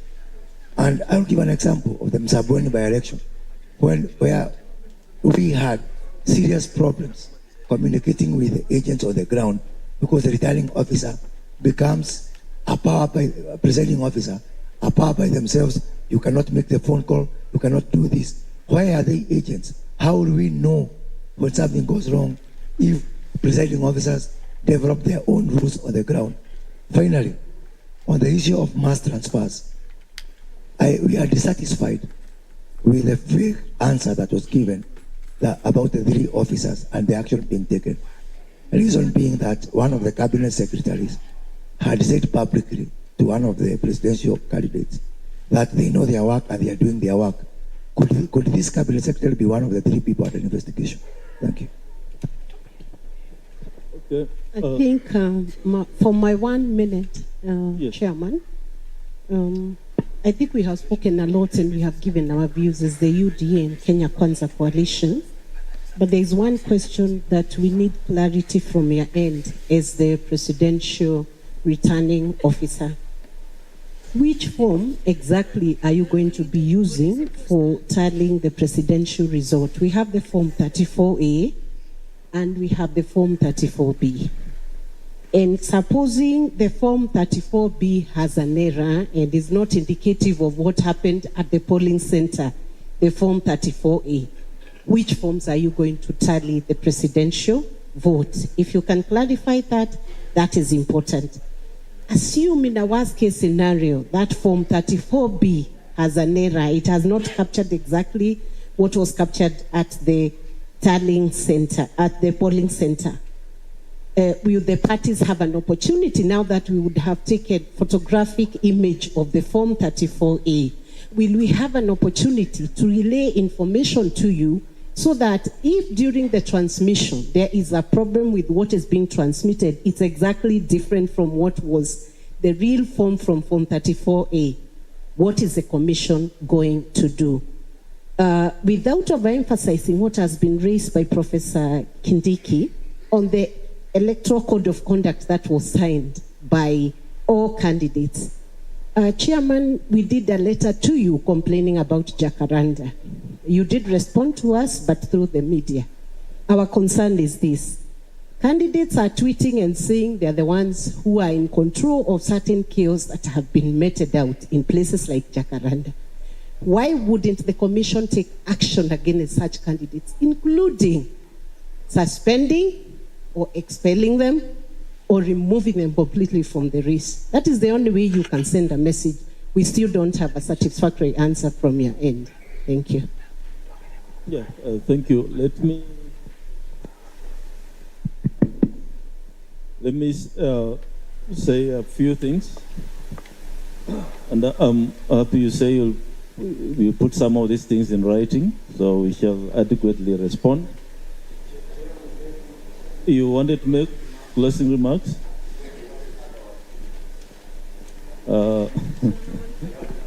I heard you several times. Yeah, please make it brief. Yes. My running mate will give our closing remarks, please, because we will work as a team. And we'd like to do them from in front there. The camera isn't getting the right shot. Please keep to the Yes, we will keep agenda. the 2 minutes. We'll give from here. We don't know. We don't know why we had to be pushed to that corner, but it doesn't matter. Keep to the agenda of the meeting. Yes. Keep to the agenda of today's meeting. Yes. The politics will be. I wrote to you for today's meeting. I itemized the issues. Please. Yes. Please go ahead. Yeah.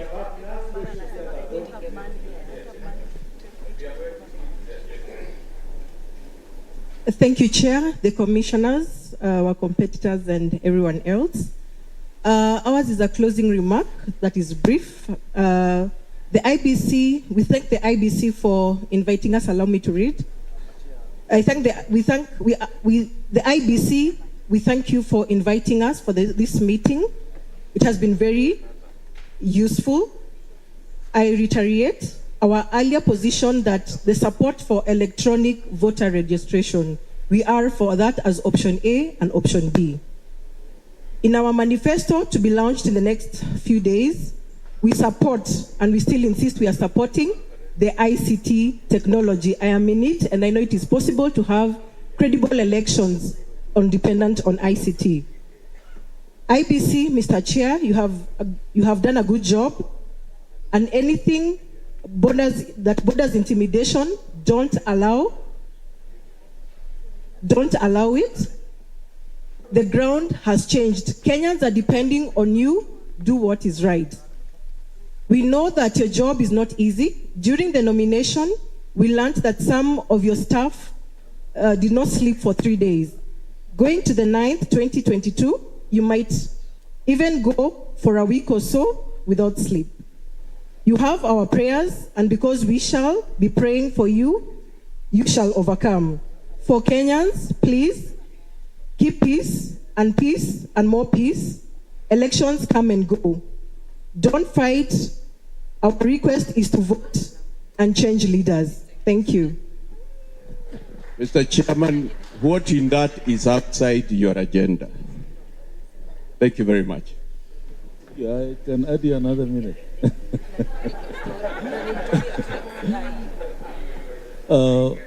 Okay. Yes, please come. I have been vaccinated.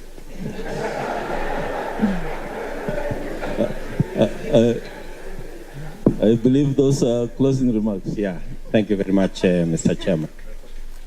First, let me apologize for coming late. It was not intentional. You're aware, we had gotten an earlier communication that this meeting would start at 11. And unfortunately, our Secretary General called us last night that there was a change of time, and we had already scheduled a meeting, so I apologize for that. But having said that, I would request that in future, we should at least give us maybe 3-4 days notice of the actual timings, because you understand, Mr. Chairman, every minute counts when you are a few days to the election. Secondly, we have participated in elections. This is not different from all the other elections we've participated in. We believe that the IEBC has built sufficient capacity to handle this election. All we want, Mr. Chairman, is what you're doing. Engagement, continuous engagement. We will continuously engage you, engage your technical team with our technical team. And sometimes when we criticize, it's not because we have any issues. It's because we want the right thing. You know,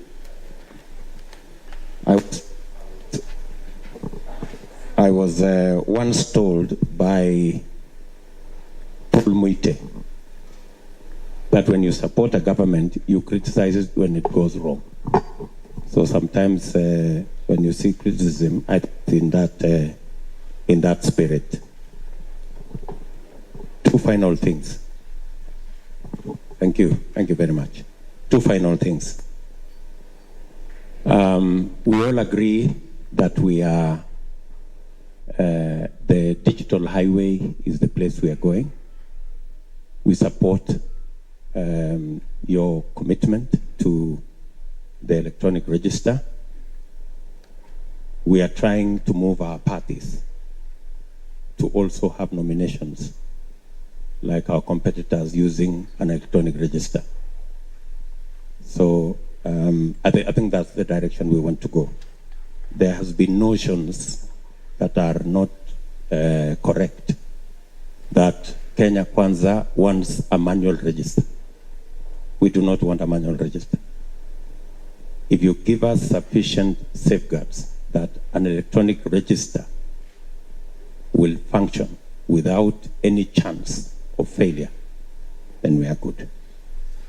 And finally, I was amazed at the number of staff, permanent staff, IEBC have.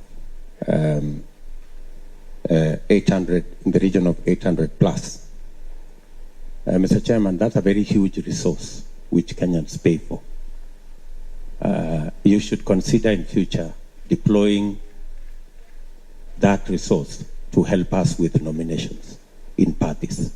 I think really there should be a consideration because it's a national resource and they shouldn't be waiting to just run the elections. They can also help us run nominations in our parties with the expertise they have. In any case, Mr. Chairman, a democratic election will be heavily informed by the kind of nominations we do. If the nominations are not democratic, you end up with elections that are not democratic. So I think going forward, you should consider as IEBC working with political parties so that we can leverage more on the resource you have, which is a public resource, to assist grow political parties as institutions of governance. That because I believe that the strength of a democracy is dependent on the strength of the democratic institutions, including political parties that exist. Finally, we have no problem with any Kenyan serving in any capacity, so long as they have been recruited competitively and they have the requisite skills and competencies. We have absolutely no preference for any Kenyan from any community. And if our competitors have a problem with certain Kenyans who come from certain communities, you can work out with them. We have no problem if they are replaced. But we want every Kenyan to be given a chance, and the measure should not be ethnicity, the measure should be competence, whether they are competent to do whatever it is that they are doing. I am on record, Mr. Chairman, saying that even if my competitor's brother was the chairman of IEBC, I would have no problem, so long as he is competitively recruited. Thank you very much.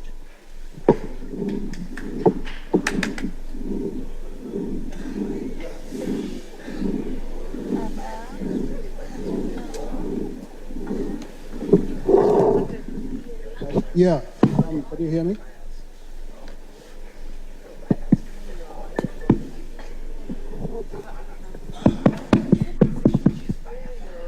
I'm sure that the president has been vaccinated, so there's no risk. Let me say, Mr. Chairman, that we, as I said earlier, we appreciate very much you and the Commission and your staff for making yourself available to us and to our competitors to have this dialogue. I think of the political parties represented here, I can say that we in Azimio are the ones who have had historical grudges with the electoral body. Previous to yourselves, there was the ECK. We had issues with them. I know that it's no secret. You know we've had issues with this commission before. The courts have adjudicated that matter. But I want to say that we hope and trust that this time around that things will be different. And that's why we're here, to communicate with you, to dialogue with you, to fellowship together so that we can have this election be a credible election that Kenyans can accept and the world can celebrate. We have raised many issues, Mr. Chairman, and I think we've been in constant dialogue with each other over the past few months. We've written letters to you. We just want to make one entreaty to you and the Commission that when we write letters, would you please respond to us as quickly as possible, or at least communicate with us so that we can know when to expect a response. I just want to say that the issues that have been raised by my colleague here, Mr. Saitabao, about the ethnic imbalance in the Commission, these are not, light issues that should be taken lightly. I think you'll be providing, evidence of the questions he's raising. I hear what the Deputy President is saying, that he has no issue with Kenyans. And of course, we do not have issues with Kenyans. But I think that the principle of inclusivity requires, as our Constitution dictates, that public bodies be representative, that they represent the people of Kenya and represent the face of Kenya. I think we've seen some discrepancies. I agree again with the Deputy President that merit is important, but our Constitution also dictates that we look at other vectors of identity, such as region, such as gender, such as disability. All these factors are important when you are constituting a public body like this one. So I think, we shall be giving you the information that we have, and we hope to dialogue with you. We do not want to assume bad faith until we get your answers.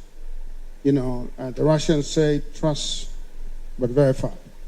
So we are trusting first, but then we'll verify after we get your responses. So, Mr. Chairman, we are grateful to you and the Commission, and we look forward to a free and fair election. Thank you so much. Roots Party, you have...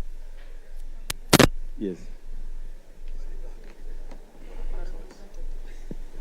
Thank you, Chairman. My name is Brano Cage. I'm the head of campaign secretariat for Roots Party, headed by Professor George Luchiri Wajakoya. Chairman, you may have noticed that we have donated a lot of our time to Azimio and Kenya Kwanza. It's because we really appreciate and understand the sensitivity and the magnitude of the work that you do. And most of the time, as politicians and political parties, we do not really take time to appreciate the kind of work that you're doing. So we continue to express our confidence in the work that you're doing. We'll continue to support the Commission where we are needed. And we are appreciating so much that you continue to engage us. And we hope that this will continue all the way to the general elections. Thank you. Thank you very much.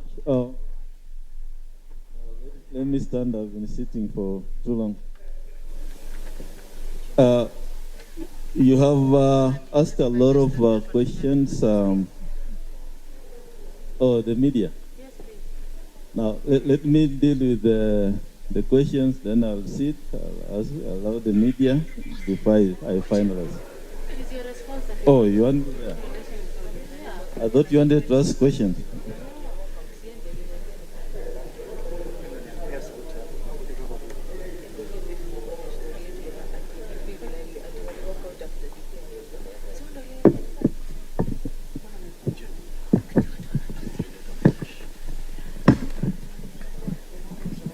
Yeah, thank you. So in closing, I'll start off by saying that a number of issues which have been asked by our stakeholders, it's not audible. Are we okay now? No? Can I have another mic?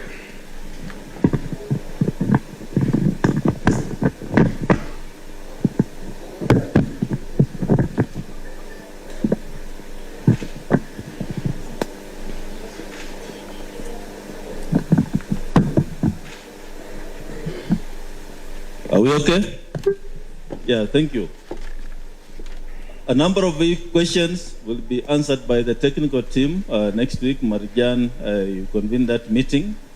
We invite two from each of the presidential candidates to deal with the technical issues. One of them being visitation to our factory, where we are preparing the KIMS kits. And a lot of questions then will be answered when you do the visitation, how the process is ongoing, how the SD cards will be loaded. There's a whole team working on that. The issue of the register will be, of course, addressed. The register will be shared with the stakeholders and broken down up to the, I believe, polling stations. You'll have that information so that you can also prepare for the big day. Visitation to the ballot paper factory, I think dates will be given when the team is going. Fortunately, IEBC does not have a budget to finance the stakeholders, so we shall ask you to look into your kitty, but the dates and arrangements will be made for purpose of visa arrangements and travels, and of course, being welcome to the other side. So issues around geofencing, the technical team will give you more information, anything to do with the KIMS kits, and other questions that you are burning to be informed. I only want to comment on two issues. Of course, our presiding officers work under regulations, and the entire IEBC team works under the election regulations. So they don't make laws on the ground as they stand. We work under a legal framework. I just want to comment on two issues. One, the result is from that 4A. That's the result we are going to use. That's the result the National Returning Officer will be tabulating to ensure that whatever is in that 4B corresponds with that 4A. The result at polling station is final and cannot be changed. If there are errors, we shall note the errors. We have created an error form, and that form then will be shared with the court. If there's any petition in the Supreme Court, the results will be submitted together with the error forms. What we are saying this time round is, candidates, please have your agents at polling stations. Agents get copies of the results, and you can then share with whoever is managing the candidates. And when we meet at Bomas or at the National Tallying Center, let us then compare notes. The commission will have the results. If you have any issue with the end of the results, point it out. The agents will have, the commission will have, the media will be having those results, so that we move this process smoothly.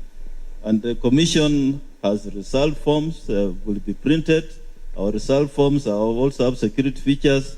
So don't bring us any form We shall, it's a serialized, it's printed. We shall only look at the forms which we know are genuine forms. So don't bring us a form which doesn't belong to the commission.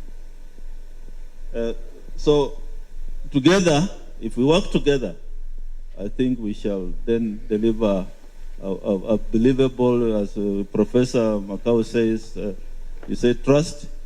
I think we shall have reached that level beyond that aspect of any doubt. Code of conduct, candidates, political parties, you signed the code of conduct. In 2017, the Commission enforced the code of conduct to the fullest. We had 71 cases. We heavily fined individuals who breached the code of conduct. We disqualified 2 of them from participating in elections when they failed to pay the fines. This time round, we gazetted the election date on 20th January and commenced then the code of conduct. But one of the individuals went to court, and the court made a judgment that the Commission's Code of Conduct Enforcement Committee is unconstitutional. Now, that then took away all the teeth the Commission has to bite on any misbehavior as a result of the Code of Conduct.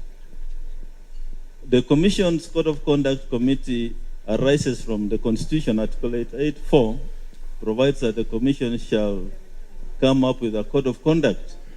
So here we were being told that it's unconstitutional, yet it's a creature of the Constitution. So we filed an appeal in the Court of Appeal, which came up for hearing yesterday, and the Court of Appeal has set the judgment for the 4th of November.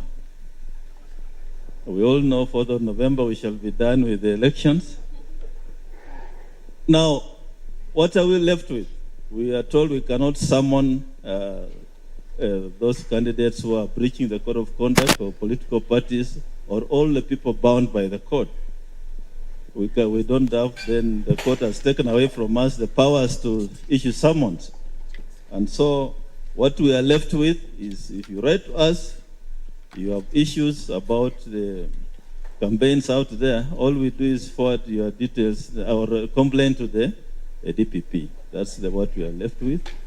And we're also left with preaching peace and telling you candidates, please campaign peacefully out there because this is our country. Don't be violent because we all care about this nation. So that is where we are as far as the code of conduct is concerned. But we shall continue engaging. We shall impress upon the DPP to prosecute. We shall issue press statements as and when events unfold, and call upon you to campaign peacefully. But we don't have the powers to summon you because they have been taken away from us by the court. You are in competition. You are not enemies. And so far, as I said, I'm happy that the candidates, the presidential candidates, have behaved well, except a few incidents we have witnessed. Please avoid those incidents of violence. Our team is here. Please leave your technical team behind as we go to harmonize the campaign schedules that may be clashing. We don't want any clashes of campaign schedules. You can agree. This is our country, and whatever examples you set is what the Kenyan voter down there will have to follow. So mine is just to thank you for coming. This is the beginning of other meetings we may have.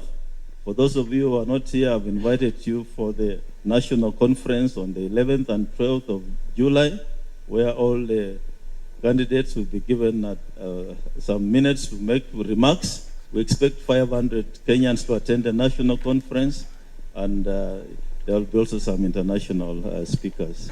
So thank you very much for coming. I'm told lunch is served, and we look forward to further engagements, and I also look forward with my team to give Kenyans a free, fair, and credible election. Asante sana.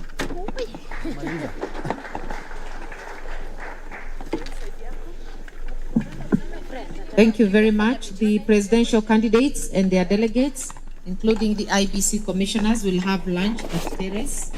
Okay. The other participants, including media and security, conservatory area, I think it is upstairs, conservatory restaurant. The technical team for the presidential candidates, the technical team are requested to remain behind.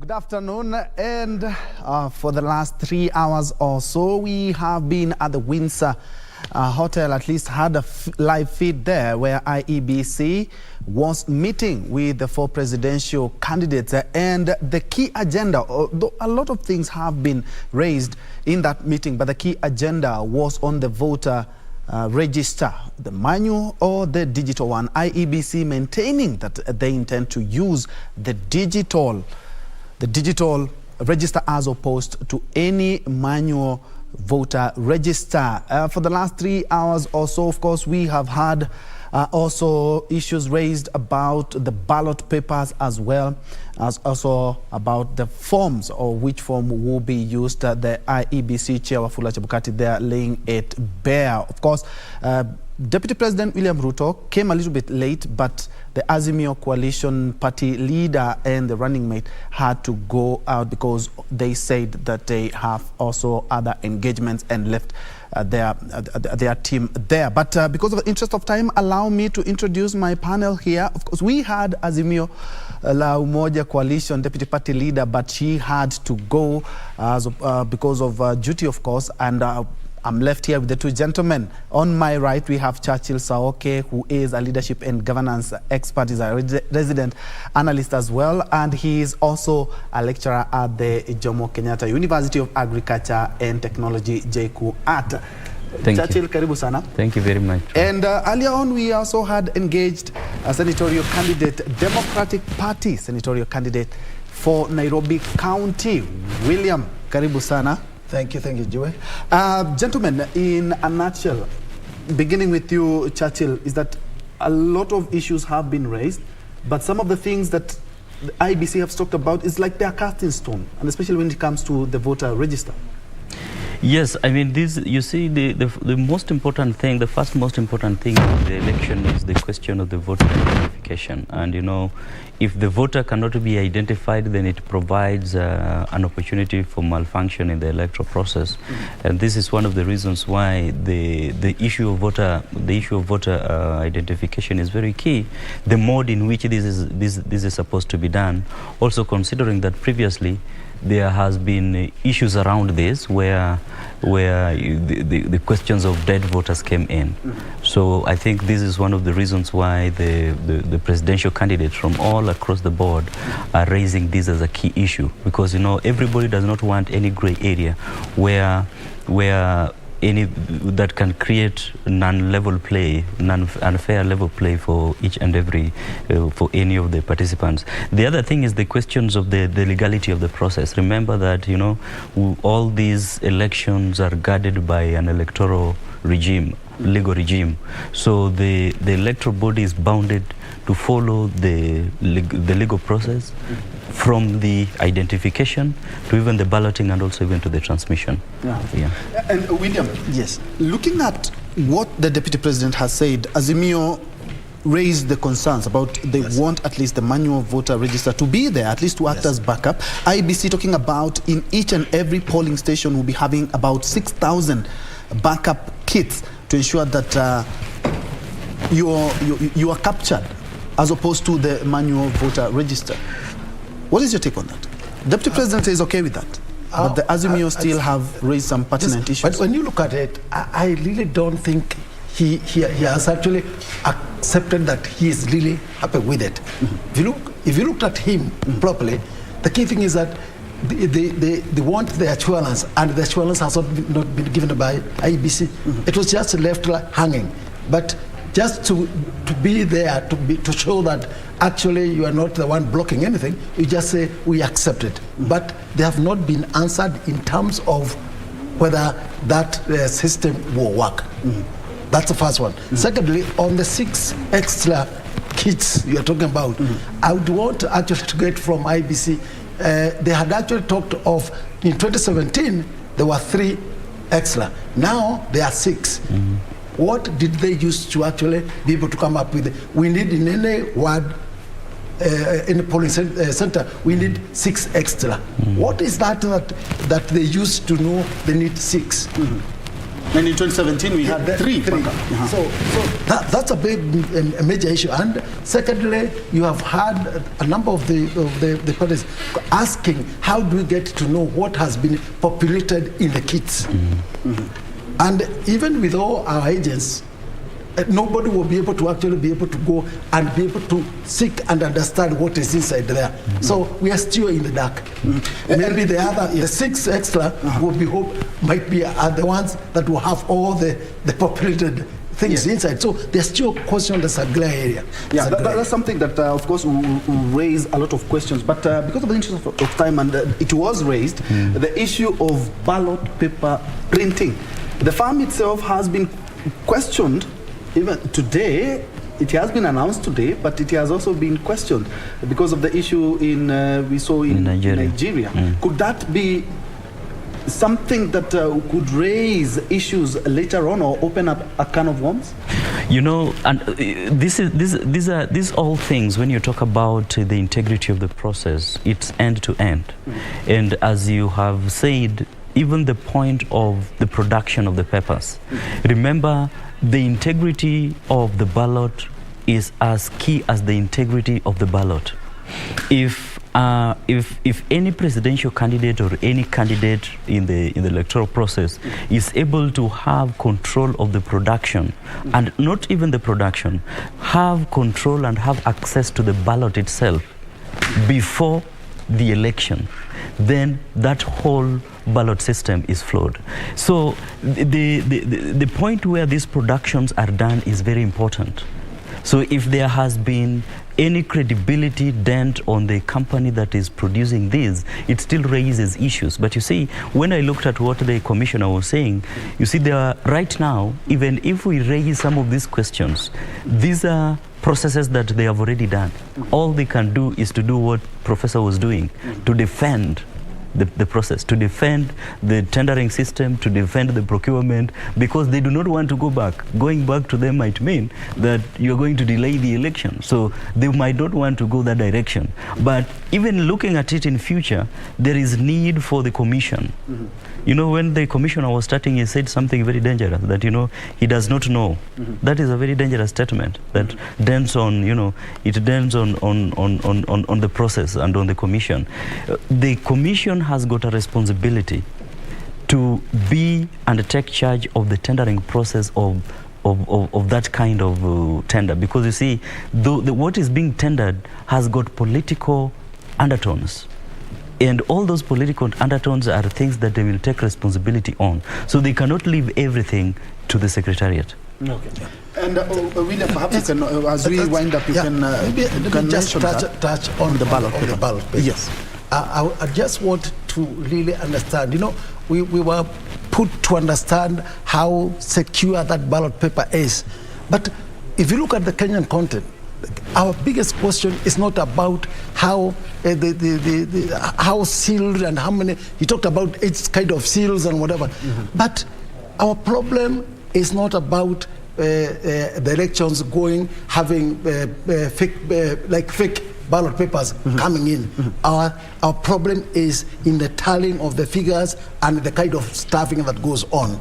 So whether that the new company that you're talking about has all that capacity, that is not to us. It's not a big deal. Even when he says that, just he talks of a small tender.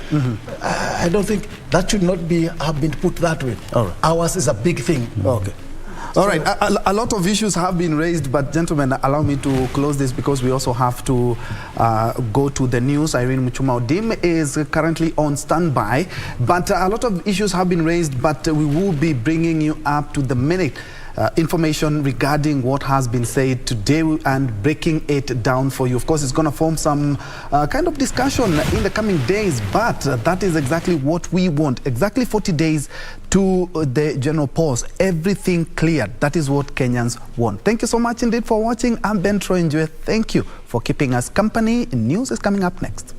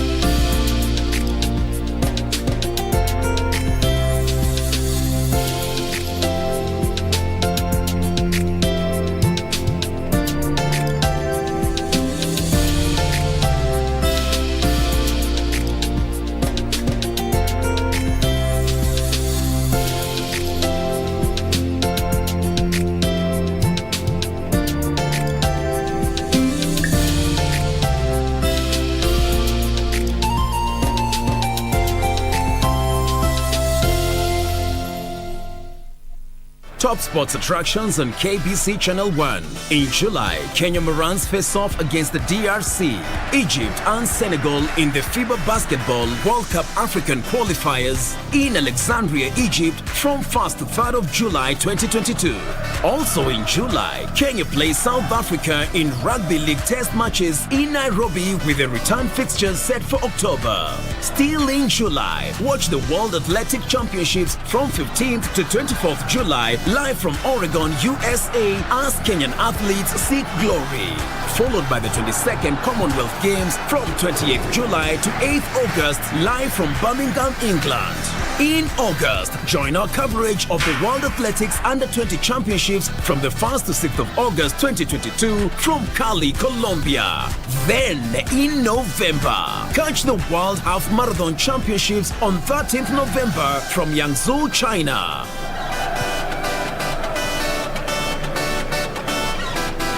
Now that's what sets us apart as KBC Channel 1, your true sports partner.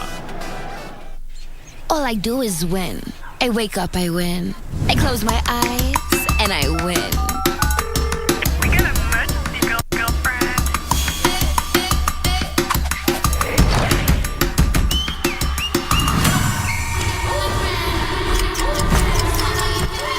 Keep up with me, come on, let's go. I love my curves and the skin I'm in. Switch it up, turn it around, take it up again. Come on, let's go. Keep winning till the world stops spinning. Independent women, come on, now let's get it. I'ma keep winning till the world stops.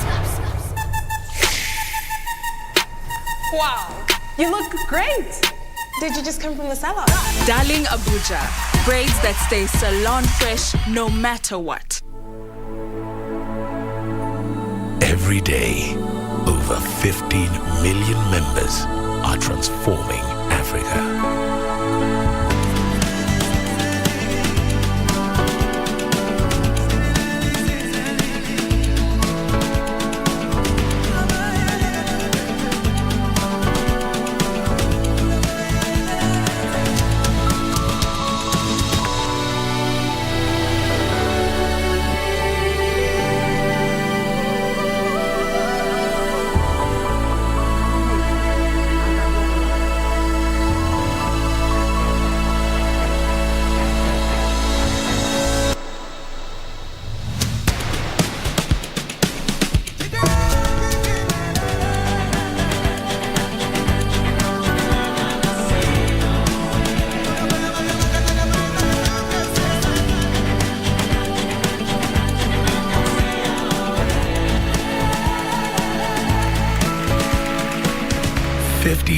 million members, empowered to learn, to grow, to harvest, to lead, to dream. Equity. Karibu member. To get John chapter 11 as your skiza tune, dial star 811 star 965 hash. I am the resurrection and the life. The one who believes in me will live, even though they die. John chapter 11, verse 25.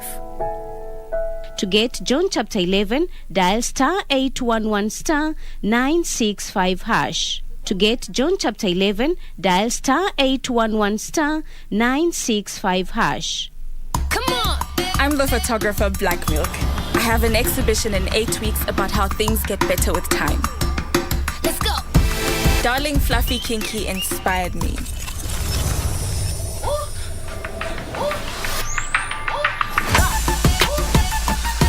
That looks amazing.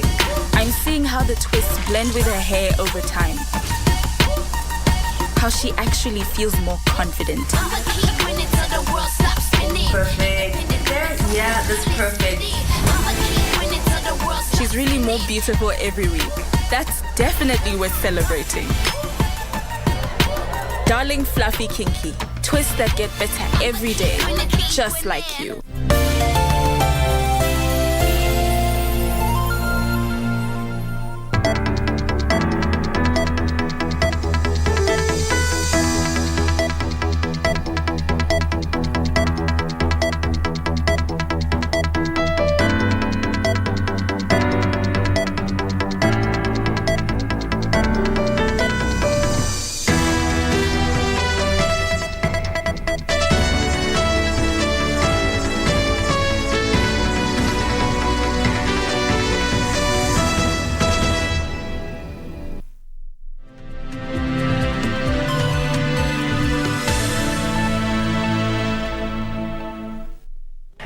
Good afternoon. Thank you for creating time for us. You're just in time for the lunchtime news. My name is Irene Mchuma Odim. On sign language interpretation, we have Lucy Mwaura.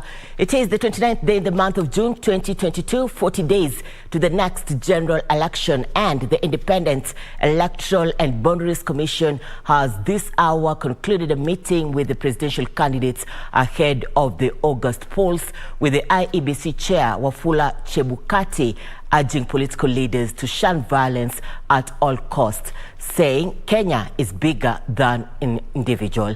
Do interact with us on all our social media platforms at KBC Channel 1. We begin from Laikipia. Residents from Baru village in Igwamiti ward of Laikipia County have decried the rising cases of livestock thefts and persistent invasion by wildlife. The irate residents say despite reporting to the authorities, cases of insecurity have been on the increase. The residents who staged a peaceful demonstration alleged that the theft of the 3 dairy cows were the latest incident of cattle rustling in the area. Led by Pastor Sami Sigilal and Kamau Kamatu, the residents alleged that the security officers attached to Lusogwa police post were sleeping on the job, claiming they were taking too long to respond to distress calls from residents whenever such cases were reported. Mara nyingi sana wengi wameimbiwa na si hapa peke yake, hata kule kwetu ambapo na hudumu nimekuwa na mshirika juzi amevamiwa, ameibiwa TV kwa nyumba, katolewa betri yake. Haya mambo yanafanyika hata mchana. Imagine tangu zile ng'ombe ziliibiwa saa 9 ya usiku, saa hizi mpaka saa hizi hapa hakuna hata chief amefika, hakuna askari amefika hapa, press ndio wamefika. Tutafanya nini? They are now calling on the government to move with speed and contain the situation before it gets out of hand. Naomba serikali tujue hata kama uchaguzi unafanywa tarehe 9 mwezi wa 8. Wajue kwamba sisi wakaaji wa Laikipia West tunataka amani na tunataka kuishi vizuri. The residents said they need to be safe together with their property ahead of the August elections. Beatrice Gatonyangatich, Lunchtime News. A group of people with disabilities in Trans Nzoia County have protested over the alleged exclusion from government opportunities and poor service. The group, led by their chairman, John Ndirangu, accused area leaders of neglect despite them having participated in electing them. Speaking in Kiminini before taking to the streets, Ndirangu in particular said they missed out on nomination slots at the county assembly and other employment opportunities.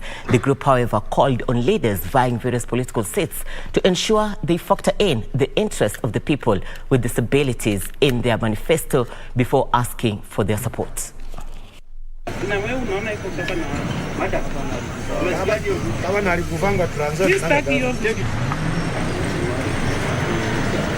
We need to empower these people. We don't want to have beggars on the streets of Kiminini or on the streets of Kitale or Trans Nzoia, the whole county. Ni watu wakuwe empowered. Kwamba waweze, kuna vikundi hata tumejiunga, tunataka ufadhili ambao na viongozi wetu watutafutia hata kama ni mashirika ambayo ni ya kibinafsi. Walemavu hawapati kitu. Ingekuwa 30% kwamba 10 inaenda kwa women, 10 kwa youths and then 10% kwa wale walemavu, ingekuwa ni jambo la busara, lakini ni kwamba hizo tenders zinachukuliwa na watu wengine ambao wako sawa. Tungependa serikali iweze kustreamline, kwambia kwamba kuna wale tu ni cartels ambazo zimekuwa zikiwepo, kwamba wao ndio wanafaidika. Residents of Mugur area in Samburu County have found relief following the construction of a new health center that was recently launched by Samburu County Governor Moses Lelon Kulal.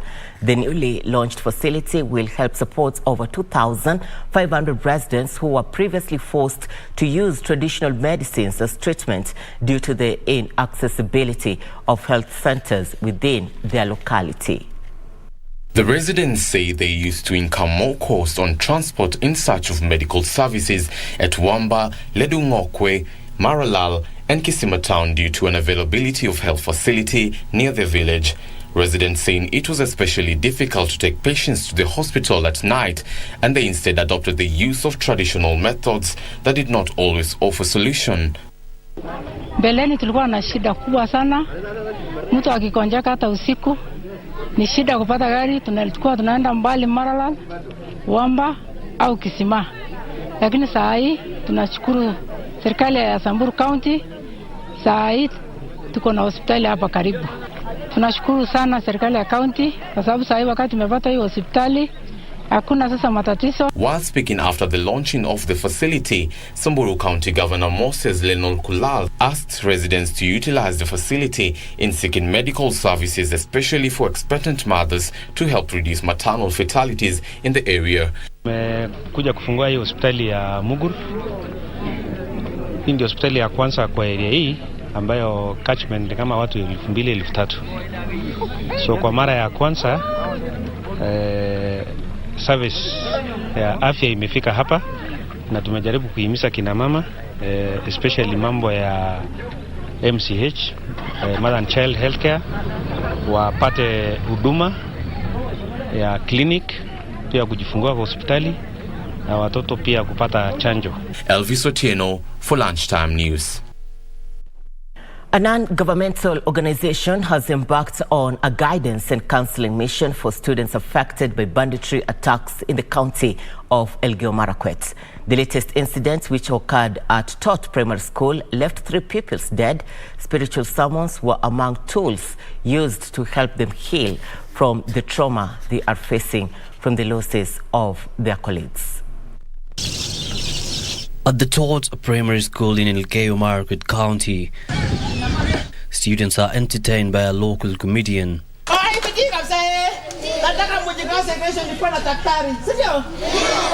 This is then followed by spiritual nourishment by a man of the cloth.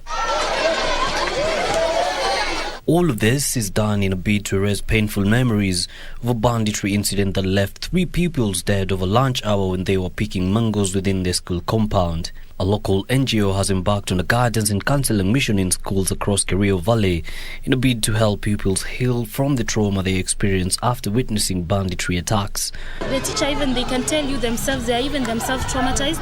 So you can imagine what happens to small kids like these ones, like as young as even 5 years. I want to be accessible to them because at times you find these people are in very remote areas, and because of the insecurities in this region, most people shy away from them. The school's staff expressed their gratitude for this move, which they say is timely and will ease the distress by pupils in an area affected by the attacks that leave families without their kin and children orphaned.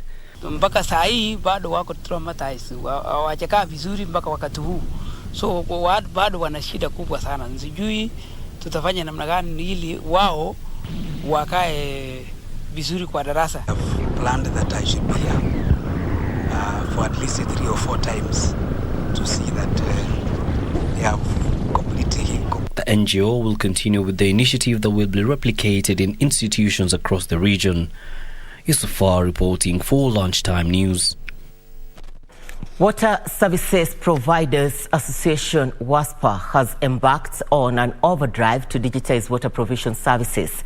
Speaking in an ongoing conference on management of water loss by providers in Eldoret, Uasin Gishu County, WASPA Chief Executive Officer Anthony Ambugo said this will mitigate the current challenge by bringing on board technopreneurs and financiers.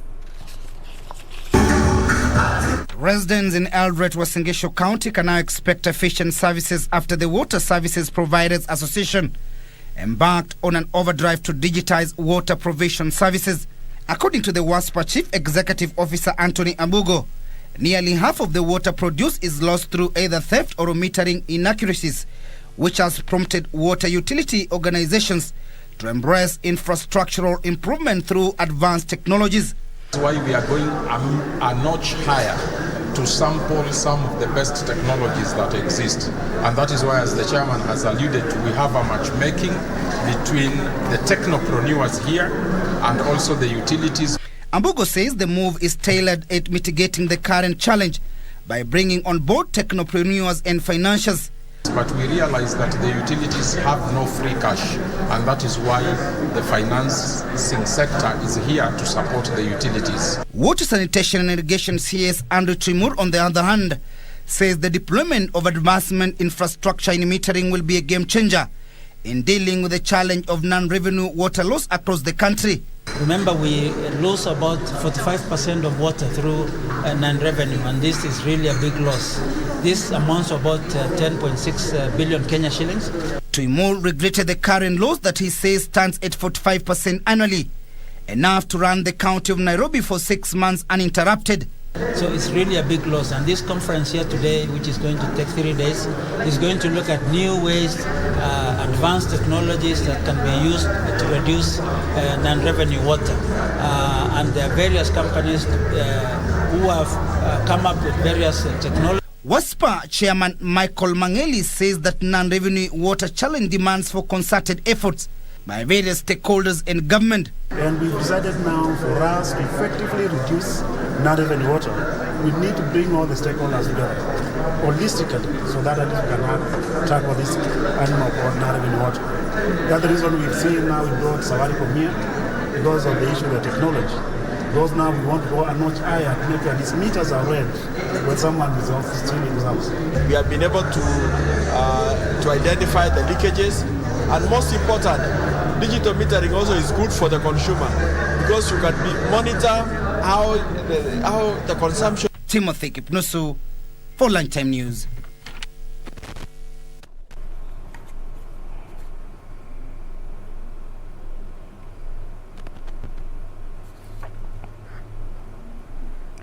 Kenya's creative industry loses an estimated 92 billion shillings annually due to online piracy. The music industry is one of the most affected, with the sector losing 15 billion shillings according to a study by Partners Against Piracy released in May this year. Our senior reporter talked to Wanjiku Koinange, head of licensing Mdundo.com, a music web download service to help explain the impact tech innovation is having on the entertainment industry. Music industry is valued at $63 billion. What impact has technology had on this particular industry? To take us through this conversation is none other than Wanjiko Koinange, the head licensing at mdundo.com. I'm Regina Manyara. Thank you for coming through. Mdundo.com is an African music service. We exist to create a connection between the artists and the users on the continent. How does this particular platform, or rather this service that is mdundo.com, aid artists in getting their works out there? Mdundo has about 2 million songs that we've onboarded over the last 10 years. And we have 17 million users, and that's just the ones who have access to the online space and digital space. And so what we do is connect those users to the music that is being made by the African artists. Let's talk about piracy as a challenge when it comes to the music industry. What we do is create a service where artists can come from wherever you are in the country or in the continent for that matter, upload your song. The rights still remain with you as an artist. You can control where it goes. If you don't like the service, you can take it down. So we're trying to want to make it transparent and make it accessible to anybody who believes they have a talent to share with the world. There's been a push and pull between our local artists arguing that they're not earning enough from their IPs. How do you tackle that? How do you ensure that those who are on board with you as mdundo.com get to earn a living? Every song downloaded has an ad. That ad has been paid for by somebody. So our commercial team is very good at finding partners who pay for this. This is then split to the artist on a 50-50 basis. So regardless regardless of whether you've made one download or 5,000 downloads, you have some revenue coming to you every 6 months. And this is done on your share of downloads.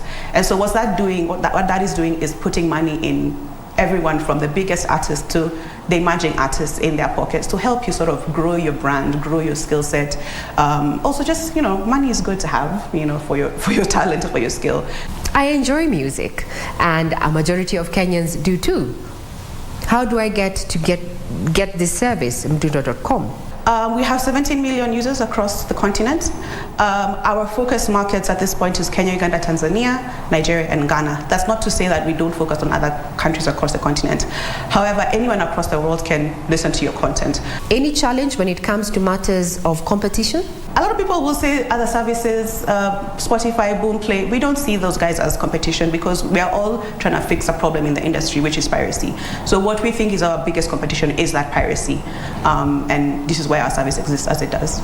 Can everybody consume what is already on mdundo.com? Is it free? It is free. We care about your coin. We care about your, connecting with your music. So it is free for anybody to use. How can the local music industry leverage on such digital services? Understanding who your audience is, build a social media is there to also grow your audiences.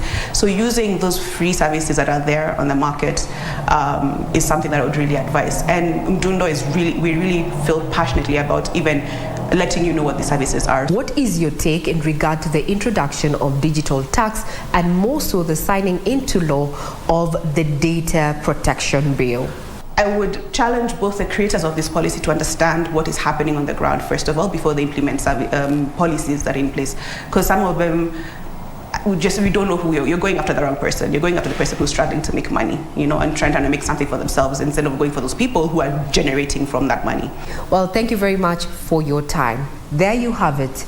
The way is digital, especially for local artists. They need to get on board and take advantage of the already available services to ensure that their listeners can access their products and as such stem piracy. I'm Regina Manyara. You're watching KBC Channel 1. Thank you, Regina. Good to have you. Education insurance products have become a preferred mode of savings for parents keen on ensuring proper education for their children. This has seen the influx of underwriters into the Kenyan market targeting the education sector. Financial services provider HFC is the latest one to roll out a new product dubbed Elimu in partnership with Britam Holdings.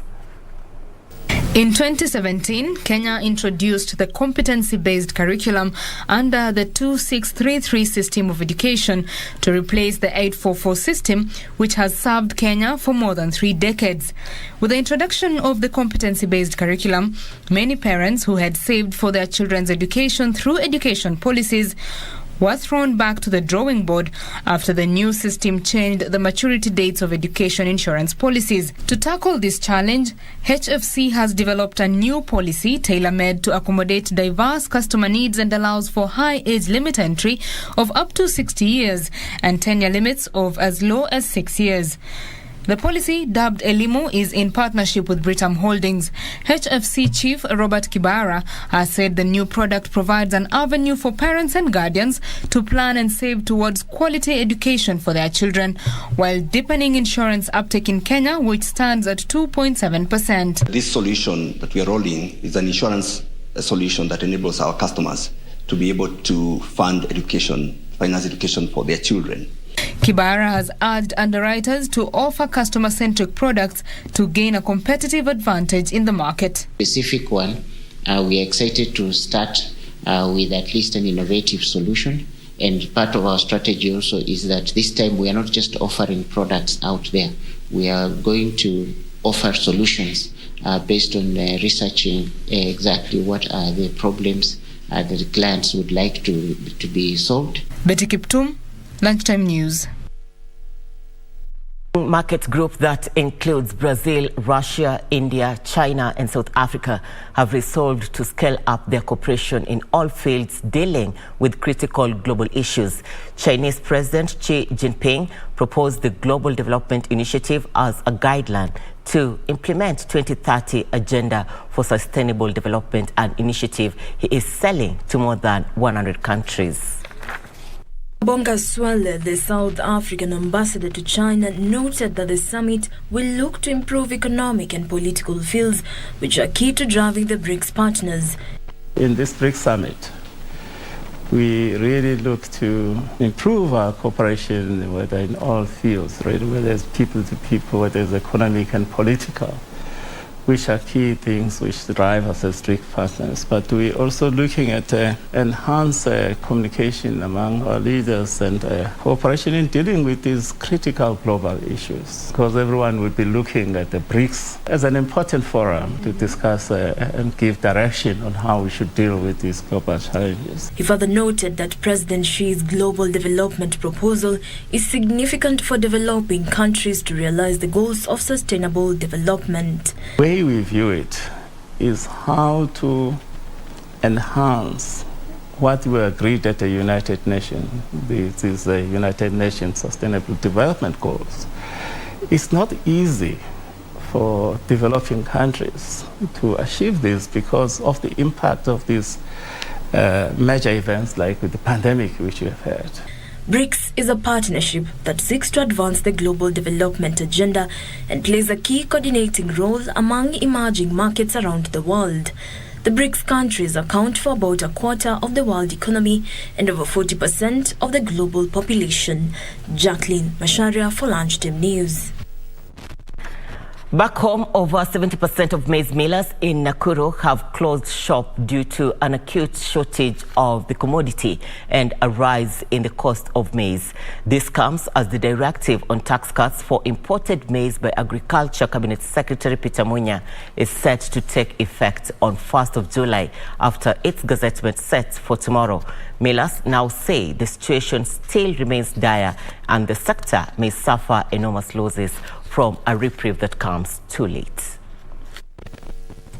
The cost of a 90-kilogram bag of maize, which was going for 2,500 shillings last year, is now going as high as 7,000 shillings.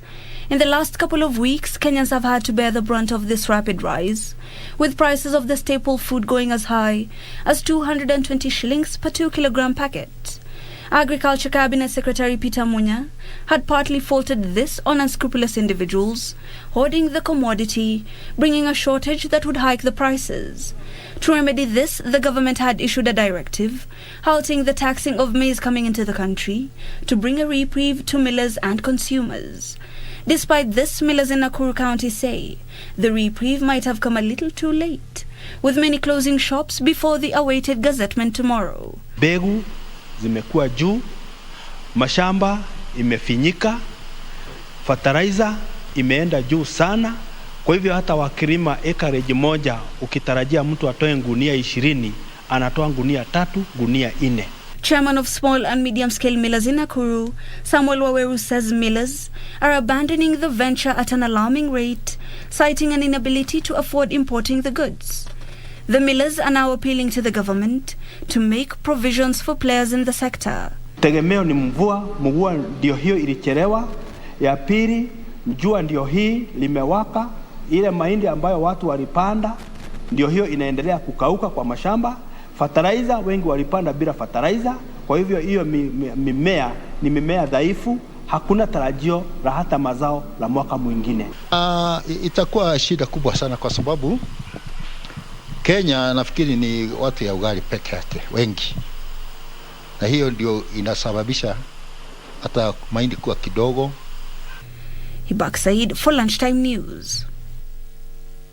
In sports, American tennis player Serena Williams is unsure whether she will play at Wimbledon again, but says Tuesday's first-round exit has motivated her for future Grand Slams.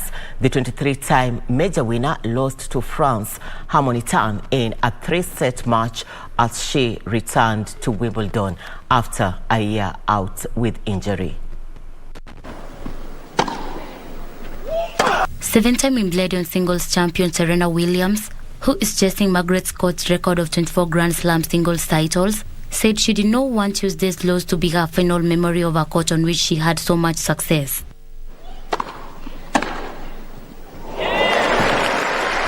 Williams faced Tan almost a year after limping tearfully off center court, having hurt her right ankle in her first-round match against Alia Cassandra Sasnovich. But after losing to Tan, Williams hinted an appearance at her home major, the US Open, which begins in late August, could tempt her to continue training. Don't be afraid to be different, and don't be afraid to stand out. And yeah, I think that's been me. Ranked number 1, 204th in the world following her enforced absence, the American great added that, if anything, her performance against Tan had served her as fuel to continue. I love changing the game. I think that's, something that I never kind of set out to do. And then somehow I did it. For Sports News, I'm Dion Mogire. Well, before we come to the close of this bulletin, the Cabinet Secretary for ICT, Innovation and Youth Affairs, Joe Musheru, has urged Kenyans to exercise respect and tolerance exhibited when supporting their preferred sports teams as the country heads to the next general election. The CS was speaking at the unveiling of a sports bouquet of 8 major international sports events that will be broadcast live on KBC Channel 1, including the 2022 FIFA World Cup. We'll be bringing you details on that item later on in our subsequent bulletins. That marks the end of the Lunchtime News. Thank you so much for your company. Thank you also for your feedback on our social media platforms. On behalf of the entire team, for more details on aired news and many more, do log on to www.kbc.co.ke. My name is Irene Mchuma Odim. My co-anchor this afternoon on Sign Language Interpretation is Lucy Mwaura. God bless you.